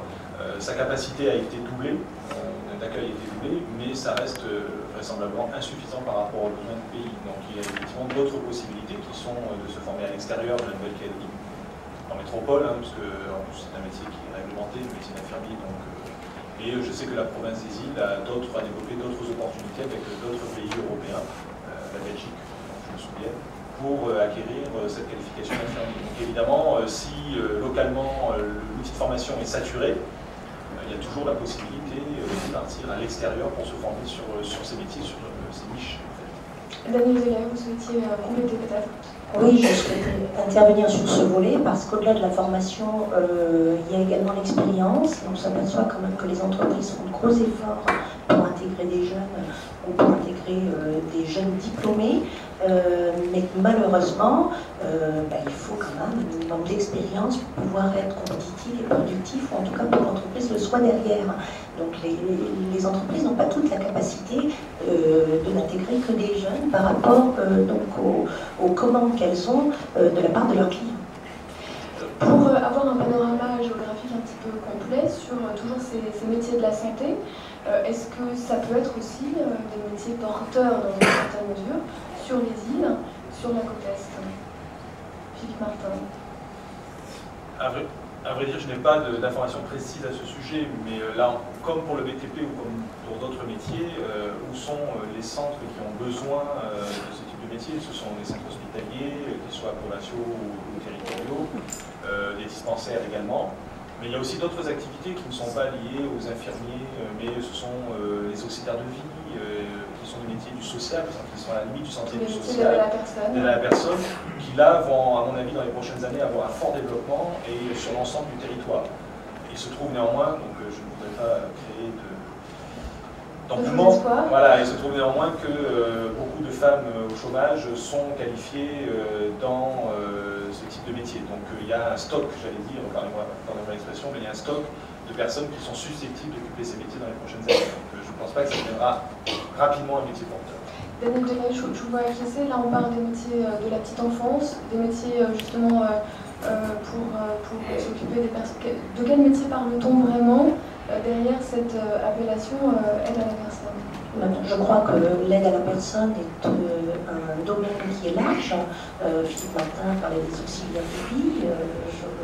Je m'aperçois qu'au fur et à mesure et au fil du temps, effectivement, il y a des demandes qui sont des demandes de plus en plus pressantes de la part des entreprises ou de la part des particuliers pour un volet d'accompagnement plus spécifique à la personne, qu'il soit sur la petite enfance ou qu'il soit également sur les personnes âgées. Bon, par contre, il faut quand même bien préciser que très souvent, c'est le milieu associatif qui prend le relais, et que les salaires proposés sur cette branche-là ne sont pas toujours très très élevés. Et donc, plus on ira vers la professionnalisation, plus il y aura, je pense, une montée de salaire à ce niveau-là. Mais la plupart du temps, ce ne sont pas des métiers à plein temps, ou en tout cas, même si c'est du plein temps, ça recouvre de l'aide à plusieurs personnes. Donc ça prend une mobilité, un investissement personnel et une difficulté à travailler plus spécifiquement sur ces métiers. Une nouvelle question, Patrick Cotin de la CCI. Non, pas forcément une question, mais au moins une remarque. On soulevait effectivement l'expérience professionnelle des jeunes pour pouvoir intégrer facilement les entreprises, en tout cas plus facilement les entreprises au-delà du diplôme proprement dit. Il existe en Nouvelle-Calédonie et ailleurs dans le monde d'ailleurs des formations dites par alternance, donc des temps de formation en centre de formation et des temps de formation en entreprise où effectivement le jeune va acquérir de l'expérience professionnelle. Alors, on appelle ça des formations par apprentissage, on appelle ça des formations par alternance, peu importe le dispositif proprement dit. Et on se rend compte qu'au jour d'aujourd'hui, en tout cas sur les formations sous contrat d'apprentissage, entre les jeunes qui rentrent en formation et ceux qui obtiennent effectivement un diplôme, CAP, baccalauréat, voire BTS, et qui sont intégrés en entreprise, on est à plus de 90% d'insertion en entreprise après l'obtention du diplôme, proprement dit. CAP ou bien CAP baccalauréat. Donc c'est un modèle, c'est pas le seul modèle, hein. Donc il ne faut pas faire un focus et ne pas faire réellement un focus là-dessus. En tout cas, c'est un dispositif qui fonctionne. Et c'est vrai qu'à l'initiative du gouvernement, il y a des groupes de travail qui sont mis en place pour réfléchir sur l'accessibilité à d'autres certifications que celle de l'éducation nationale, CAP, BEP, bac professionnel. Je crois parce que c'est un dispositif qui permet aussi de répondre, j'allais dire, à l'urgence des entreprises. L'apprentissage. Alors au niveau d'urgence, c'est peut-être effectivement là-dessus où l'ensemble des organismes de formation, on a quand même pas mal d'efforts à faire, parce qu'effectivement Monsieur Martin a précisé qu'effectivement on est dans des situations de métiers porteurs très conjoncturelles. Hein. On parle effectivement du bâtiment, on a le Midi-Pôle, on a les usines aujourd'hui. Il y a une demande importante d'emploi au jour d'aujourd'hui. Sauf que pour mettre en place une formation, ça ne se met pas en place en 3 coups de cuillère à peau. Donc il faut du temps, il y a de l'ingénierie, il y a de la formation de formateurs, il y a des formateurs à identifier. Donc on est toujours en décalage entre la demande pressante des entreprises pour des emplois et puis la capacité aujourd'hui à l'ensemble des organismes de formation qui travaillent dans ces champs-là à mettre en place une unité de formation. En fait, ce que je veux dire par là, c'est qu'effectivement, le travail de relation entre les organismes de formation et les entreprises existe. Si on avait un peu plus de visibilité en GPEC, gestion prévisionnelle des emplois, des compétences des entreprises, ça nous aiderait sans doute, mais tous, alors là c'est une activité collective, ça nous aiderait sans doute plus à mieux cibler les emplois de demain. Quand je dis demain, c'est dans... Autrement dit, malgré l'étude sur laquelle on est parti aujourd'hui, l'enquête de l'IDC, on a encore beaucoup de mal à voir vraiment quels sont les besoins réels. Je n'irai pas jusque-là.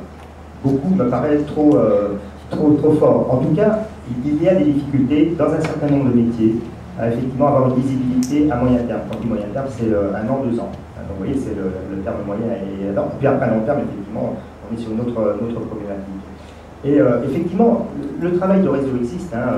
Je sais qu'au niveau des chambres consulaires, quand on met en place des formations sur contrat d'apprentissage, on est en relation avec l'IDCNC sur les études sectorielles, on est en relation avec la DFPC sur l'animation et le recensement des besoins, on est en relation avec les sociétés d'intérim, on est en relation avec les partenaires sociaux. Mais malgré tout, ce n'est pas suffisant, c'est nécessaire, mais pas suffisant pour qu'effectivement on ait une vision très très précise de demain. J'aimerais qu'on revienne avec Théodore Mehmet sur le Nord. Donc vous nous avez parlé de l'hôpital. Il y a beaucoup d'infrastructures très diverses qui sont en train de se mettre en place. Quels sont les emplois qui vont être créés par cette dynamique économique? Effectivement, donc toujours pour rester dans le domaine du social, la maison d'enfance qui est en train de se construire, enfin, qui est programmée pour 2013-2014, plutôt 2014.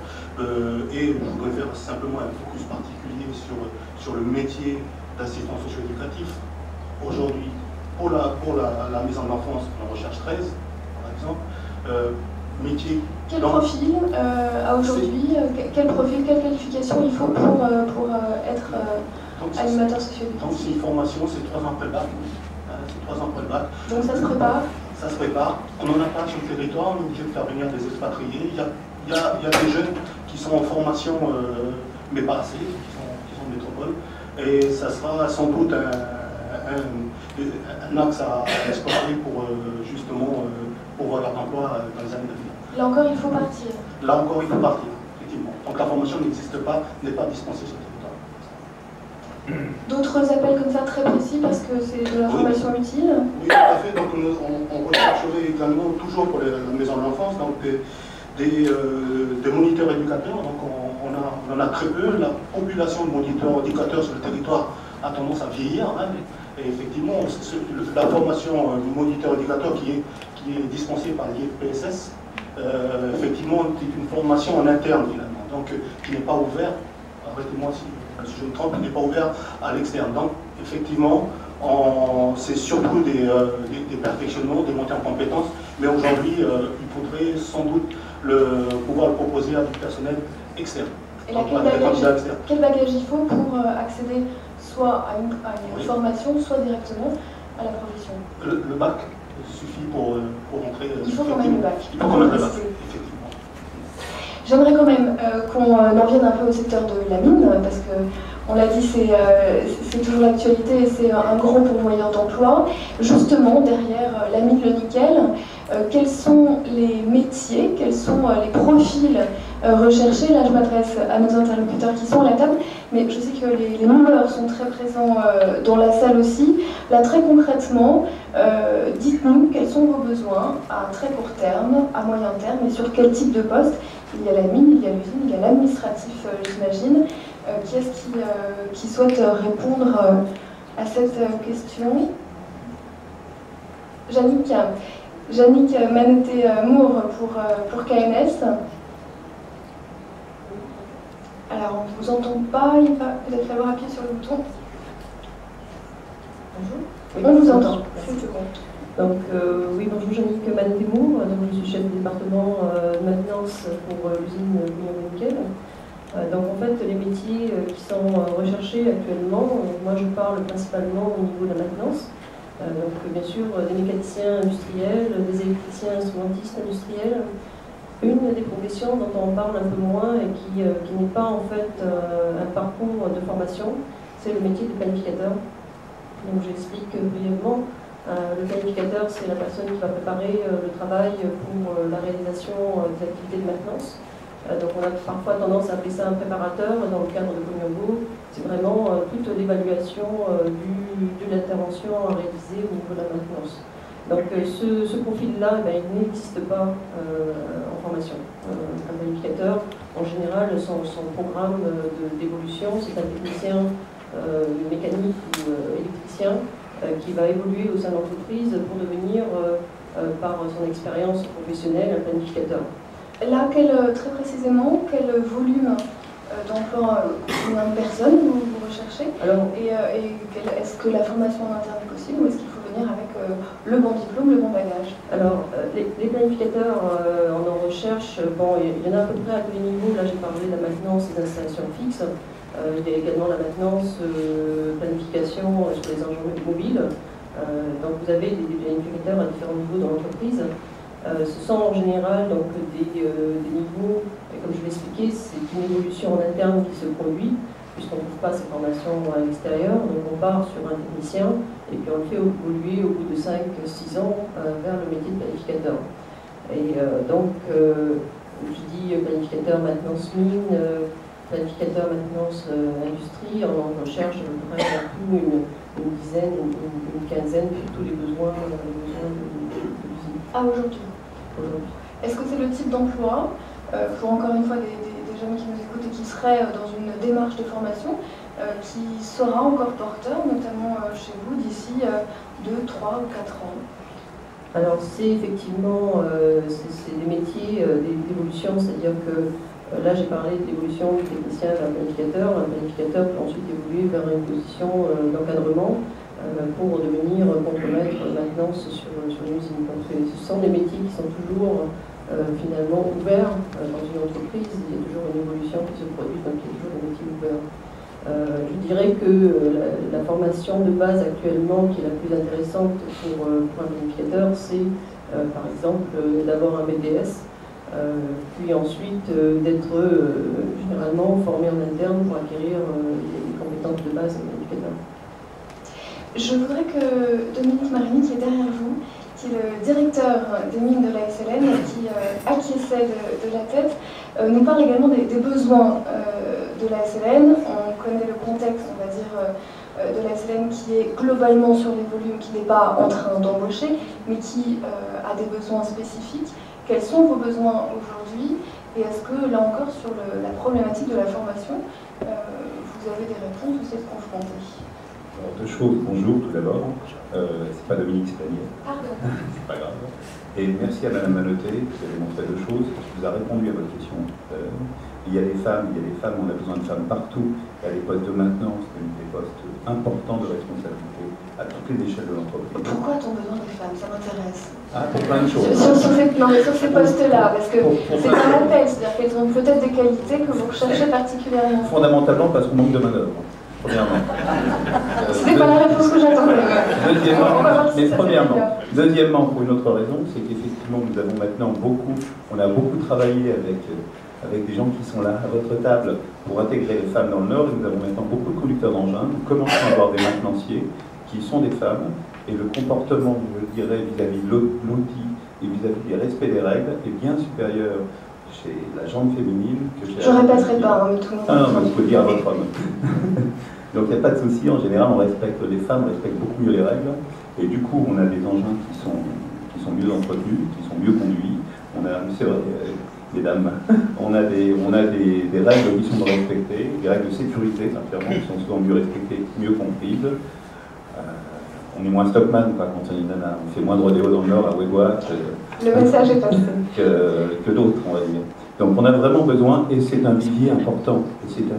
Oui, on disait, c'est quand même, les femmes sont aujourd'hui statistiquement plus touchées par le chômage. Tout à fait, il y a une vraie ségrégation du chômage, une ségrégation par le chômage chez les femmes. C'est un vivier important en brousse partout sur le territoire.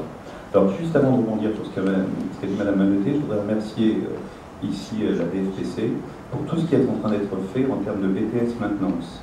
Des jeunes sont sélectionnés, c'est je crois, Pierre-Henri va m'arrêter si je me trompe, la troisième promotion qui part. Il acquiesce. 3 x 12, 3 x 14 sont les sélections, qui partent en métropole, faire un BTS à Carmaux, BTS engin mobile, et qui préparent les gens de la maintenance engin mobile à la planification dont parlait Mme Manoté-Mour à l'instant, mais aussi au management de la maintenance. On a des contremaîtres, des chefs d'atelier qui sortent de là, et pas pour nous, et pas que pour les mineurs en direct. L'objectif est quand même de drainer et de permettre à tous nos opérateurs qui tournent autour de nous, nos sous-traitants, d'avoir de la compétence. Et les mineurs ont joué le jeu de ne pas capter, ça serait facile, trop facile pour nous, de ne pas capter cette compétence, mais de la laisser diffuser dans le tissu socio-économique du territoire. Et là, bravo, parce que ça marche. Ça marche. Il y a des demandes, c'est la troisième qui part, il y en aura sûrement d'autres, il y a des demandes. C'est pas fait sur le territoire, il n'y a pas de BTS sur le territoire. Là, c'est un message qu'on fait passer, on peut le reprocher. On peut se le reprocher. Moi, le premier, on peut se le reprocher. C'est vrai pour le BTS, pour la maintenance, c'est vrai pour le niveau bac. Il y a une grosse demande. Une grosse demande de maintenanciers au niveau bac. Il faut bien comprendre que le niveau de la maintenance a monté. Tout à l'heure, Mme Manoté-Mour parlait d'automaticiens, d'informaticiens, d'instrumentistes. Ce sont aussi vos besoins à la SLM. Tout à fait, ce sont aussi nos besoins. Et ce niveau a monté, et on ne va pas recruter ces gens-là au niveau CAP. Il faut que nos jeunes, parfois pieds aux fesses, et à travers notre démonstration, il faut que nos jeunes continuent. Il faut que nos jeunes continuent vers des bacs. Vous avez parlé dans d'autres métiers de sélection après le bac, on a nécessité de pousser nos jeunes à aller vers des bacs.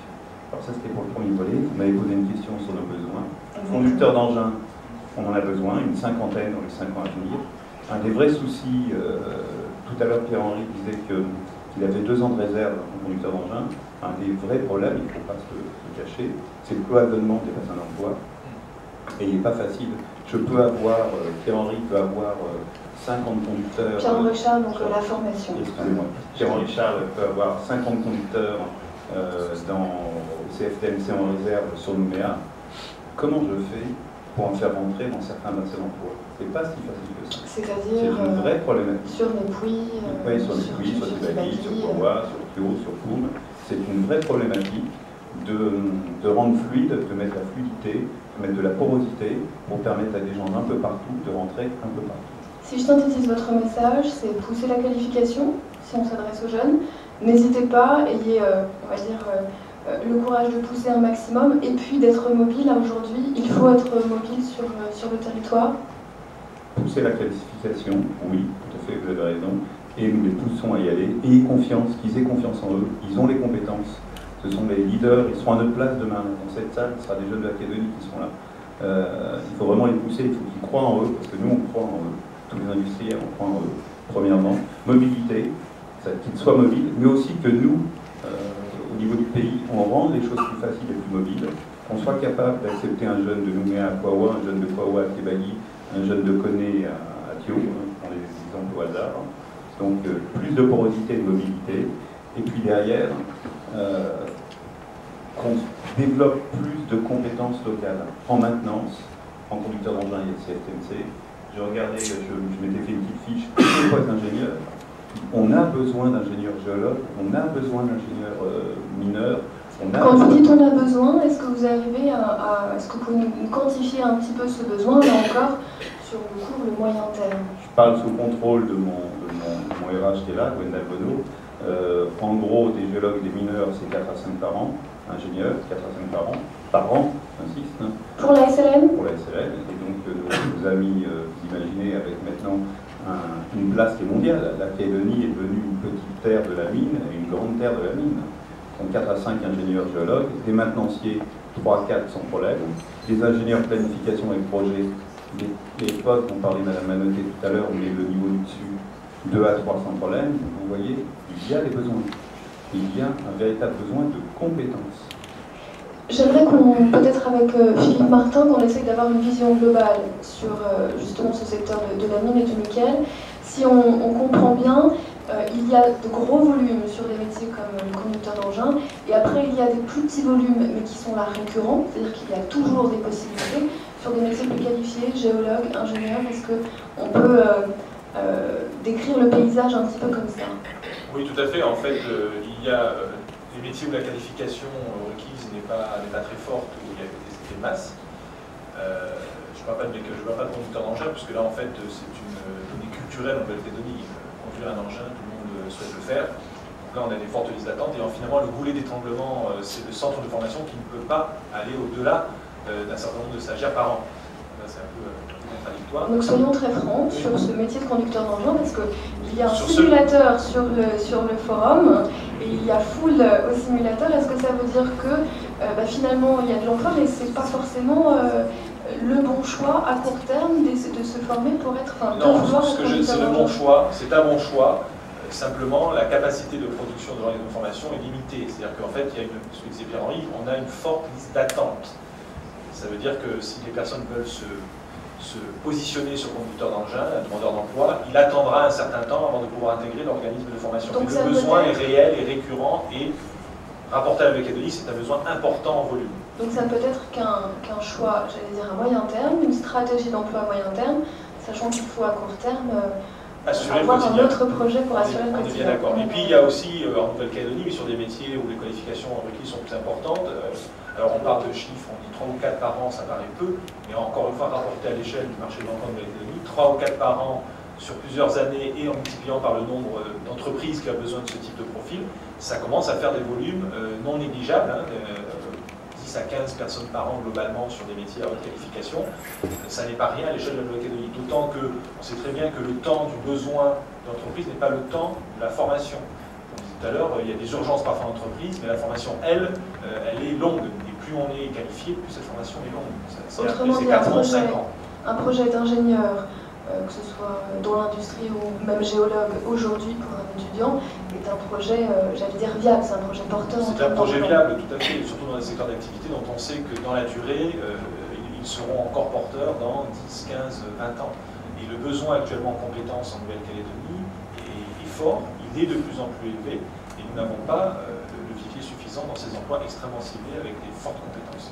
Daniel Delahaye, est-ce que dans l'intérim, vous sentez justement ce besoin fort, cette tension? Est-ce que vous arrivez à y répondre? Alors, cette tension, on la sent en permanence, puisque, bon, comme l'ont précisé les différents interlocuteurs, le temps de la formation est totalement différent du besoin de l'entreprise, qui arrive à un moment ponctuel. Et puis, bon, ce qu'on constate souvent, c'est qu'on a des jeunes qui reviennent diplômés, avec un parcours derrière qui correspond exactement à ce que l'entreprise va vouloir intégrer.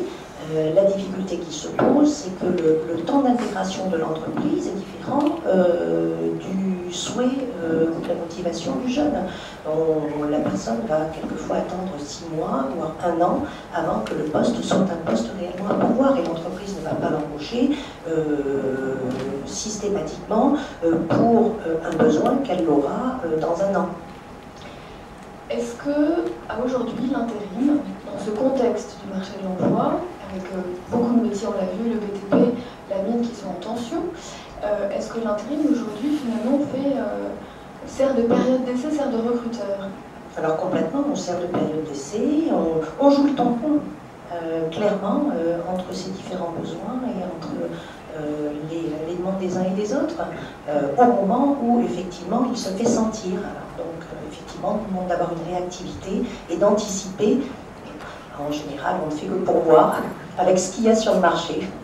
Avant de faire réagir Pierre-Henri Richard de la formation professionnelle continue, juste sur ce point-là, est-ce que ça veut dire qu'aujourd'hui, un jeune ou moins jeune qui sort qualifié, qui cherche un emploi, un CDI, son métier, est-ce que l'intérim, c'est aussi une solution pour lui?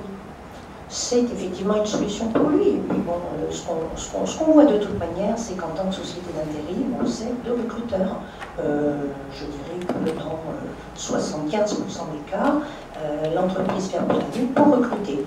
Et les personnes ne vont rester en intérim que sur un temps très très déterminé, au maximum un mois. Pierre-Henri Richard, de la direction de la formation professionnelle continue.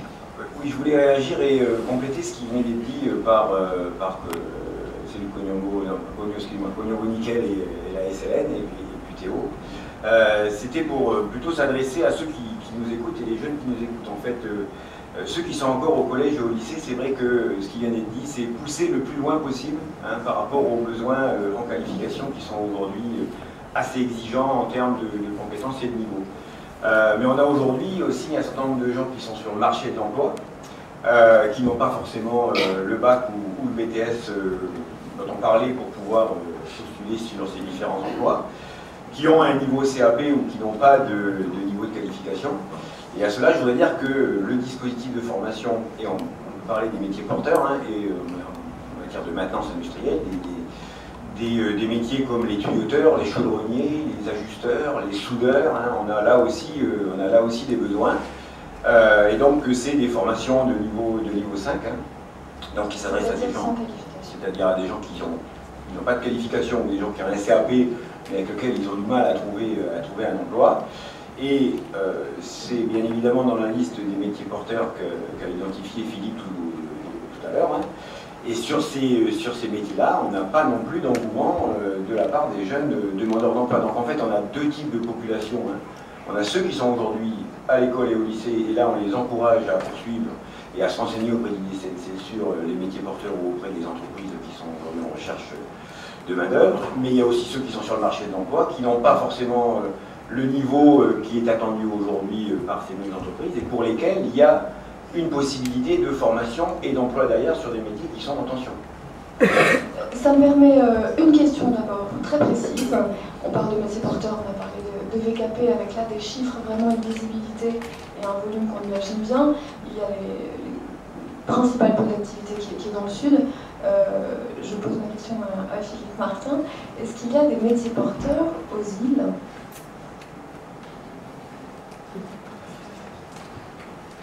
Il y a des métiers porteurs où il y a d'activité.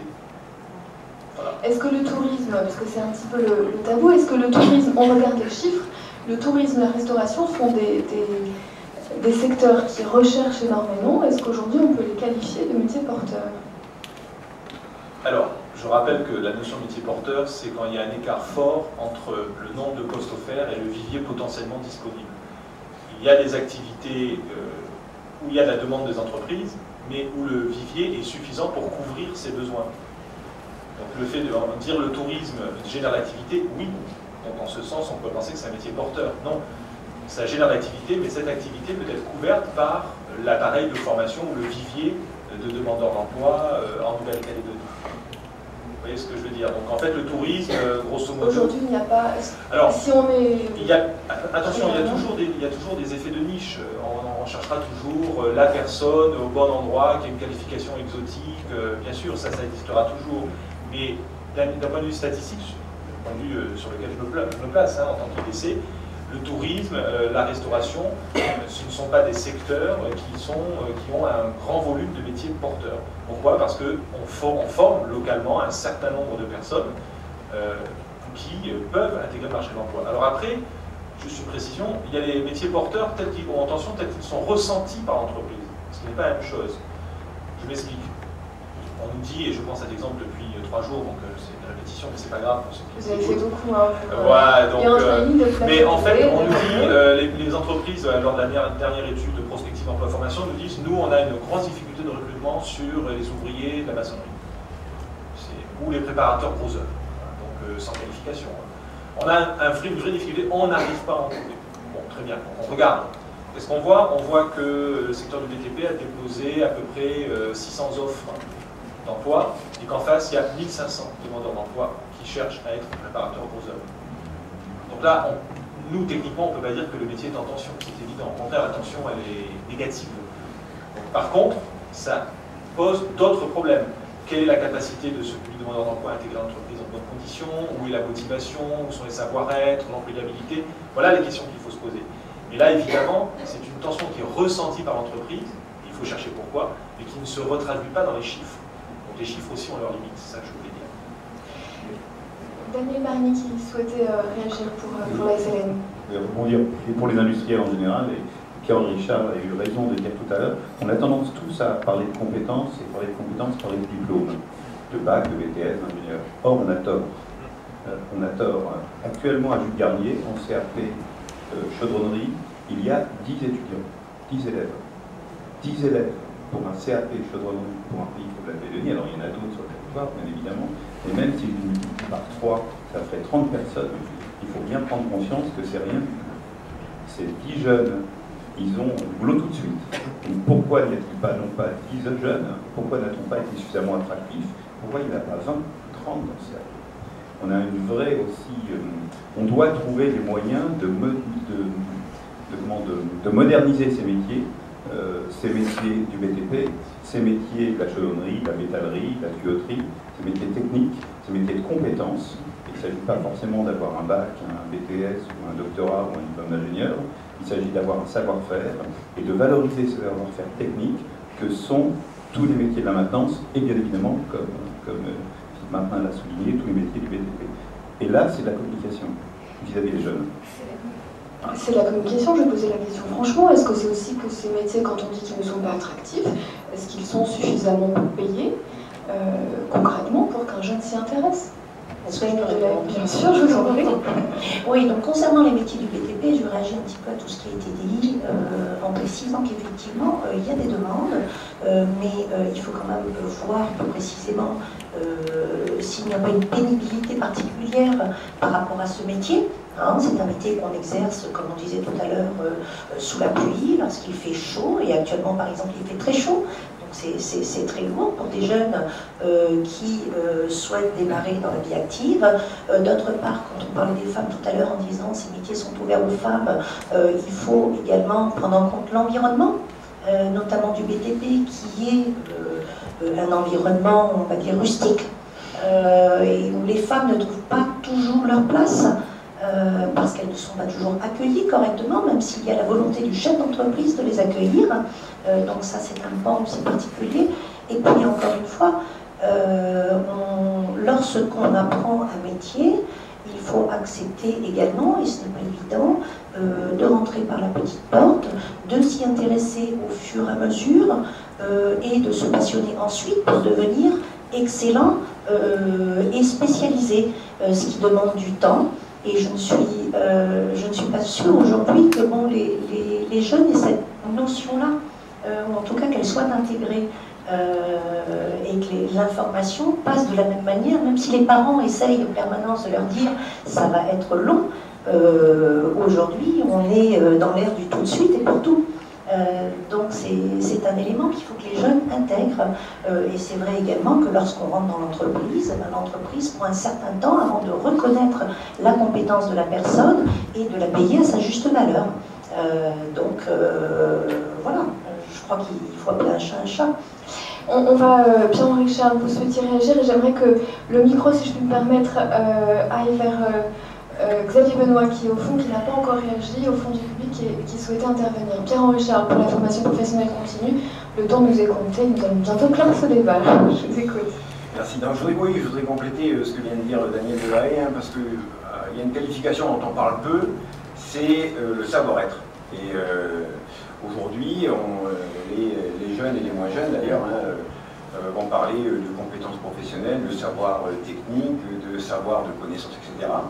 Et je pense qu'aujourd'hui, les entreprises, la qualification qu'elles attendent en premier d'une personne, c'est l'employabilité, ce qu'on met généralement sous le terme d'employabilité, c'est-à-dire le comportement de l'individu dans l'entreprise et sur son milieu de travail. Et ça, c'est valable pour des ouvriers non qualifiés, aussi valable que pour des ingénieurs. On a beau être ingénieur, si on n'est pas capable de s'intégrer dans une équipe, d'arriver à l'heure, de respecter la hiérarchie, des choses de base dans l'entreprise, on sera difficilement employable. Et c'est une des qualifications qu'attend aujourd'hui le monde du travail. Dans le public, Xavier Benoît, on vous écoute. Bonjour, Xavier Benoît, secrétaire général de Caltrac. Je voulais remercier d'abord SLN et TNS d'avoir soulevé l'importance pour les sous-traitants aussi d'avoir du personnel qualifié à tous les échelons. Les exemples donnés, que ce soit sur les mécaniciens engins mobiles, superviseurs, c'est-à-dire les chefs d'équipe d'engins, des planificateurs, ce sont des choses importantes. Et par rapport à ce qui a été dit sur est-ce que la formation ou est-ce que le métier est assez bien payé quand on commence, c'était l'exemple du chaudronnier, ça peut être la même chose pour un mécanicien engin mobile. Je crois que pour tous les jeunes qui nous écoutent, il ne faut pas s'arrêter sur la première année, est-ce que je vais avoir tout de suite 400 000 comme salaire brut. Ce qui est intéressant notamment sur ces filières de la mine, entre autres, c'est qu'il y a des perspectives d'évolution de carrière pour quelqu'un qui va commencer en bas de l'échelle, qui sont très intéressantes et qui vont sur les 15-20 prochaines années. C'est-à-dire quelqu'un qui aujourd'hui va rentrer avec un bac engin mobile, je milite pour la paroisse, derrière il va pouvoir progresser au bout de quelques années et devenir superviseur, il va pouvoir progresser quelques années après et devenir planificateur, donc il y a une vraie perspective et c'est ça qui est intéressant aujourd'hui sur ces filières-là, c'est ça qui est vraiment attractif, je pense, aujourd'hui. Il est l'heure de conclure ce débat. Philippe Martin, vous l'avez ouvert, je vais vous laisser le conclure avec un conseil. Le conseil, justement, on l'a dit là un petit peu, mais pour ces jeunes et moins jeunes qui sont dans cette démarche d'emploi, de réinsertion ou de réorientation, qu'est-ce qu'il faut faire? Quelles sont finalement les qualités sur lesquelles les employeurs vont être attentifs? Alors les qualités sur lesquelles les employeurs vont être attentifs sont les mêmes que celles que ces personnes doivent développer pour trouver une formation et un emploi. Il faut être persévérant, il faut respecter les règles, il faut répondre aux critères qu'on leur demande, même si intrinsèquement ça ne les arrange pas de prime abord. Il faut se prendre en main et il faut y aller, il faut se renseigner, il faut s'informer et il faut s'insérer dans les dispositifs. Ça, c'est déjà la première chose. Et quand on acquiert ces premières qualités dans la recherche de l'emploi, elles perdurent dans l'emploi lui-même. L'IDCNC, qui est l'une des principales portes pour ces personnes qui sont toujours dans cette démarche de recherche d'emploi, les renseignements pratiques, le numéro de téléphone, l'adresse, comment on fait pour... Je répète le numéro vert, puisque c'est le meilleur moyen de nous atteindre, 05 07 09, et ensuite la personne pourra être aiguillée, guidée. Je rappelle également que les communes, les mairies font un énorme travail, donc c'est un lieu de proximité pour tout le monde. Donc voilà, allez dans votre mairie et renseignez-vous. On vous coupe le micro. Merci à tous de votre contribution, en espérant que, tant du côté du public que des auditeurs, ce forum aura éclairé quelque peu sur les opportunités réelles d'emploi. Je vous rappelle que le forum des emplois organisé par l'Université en partenariat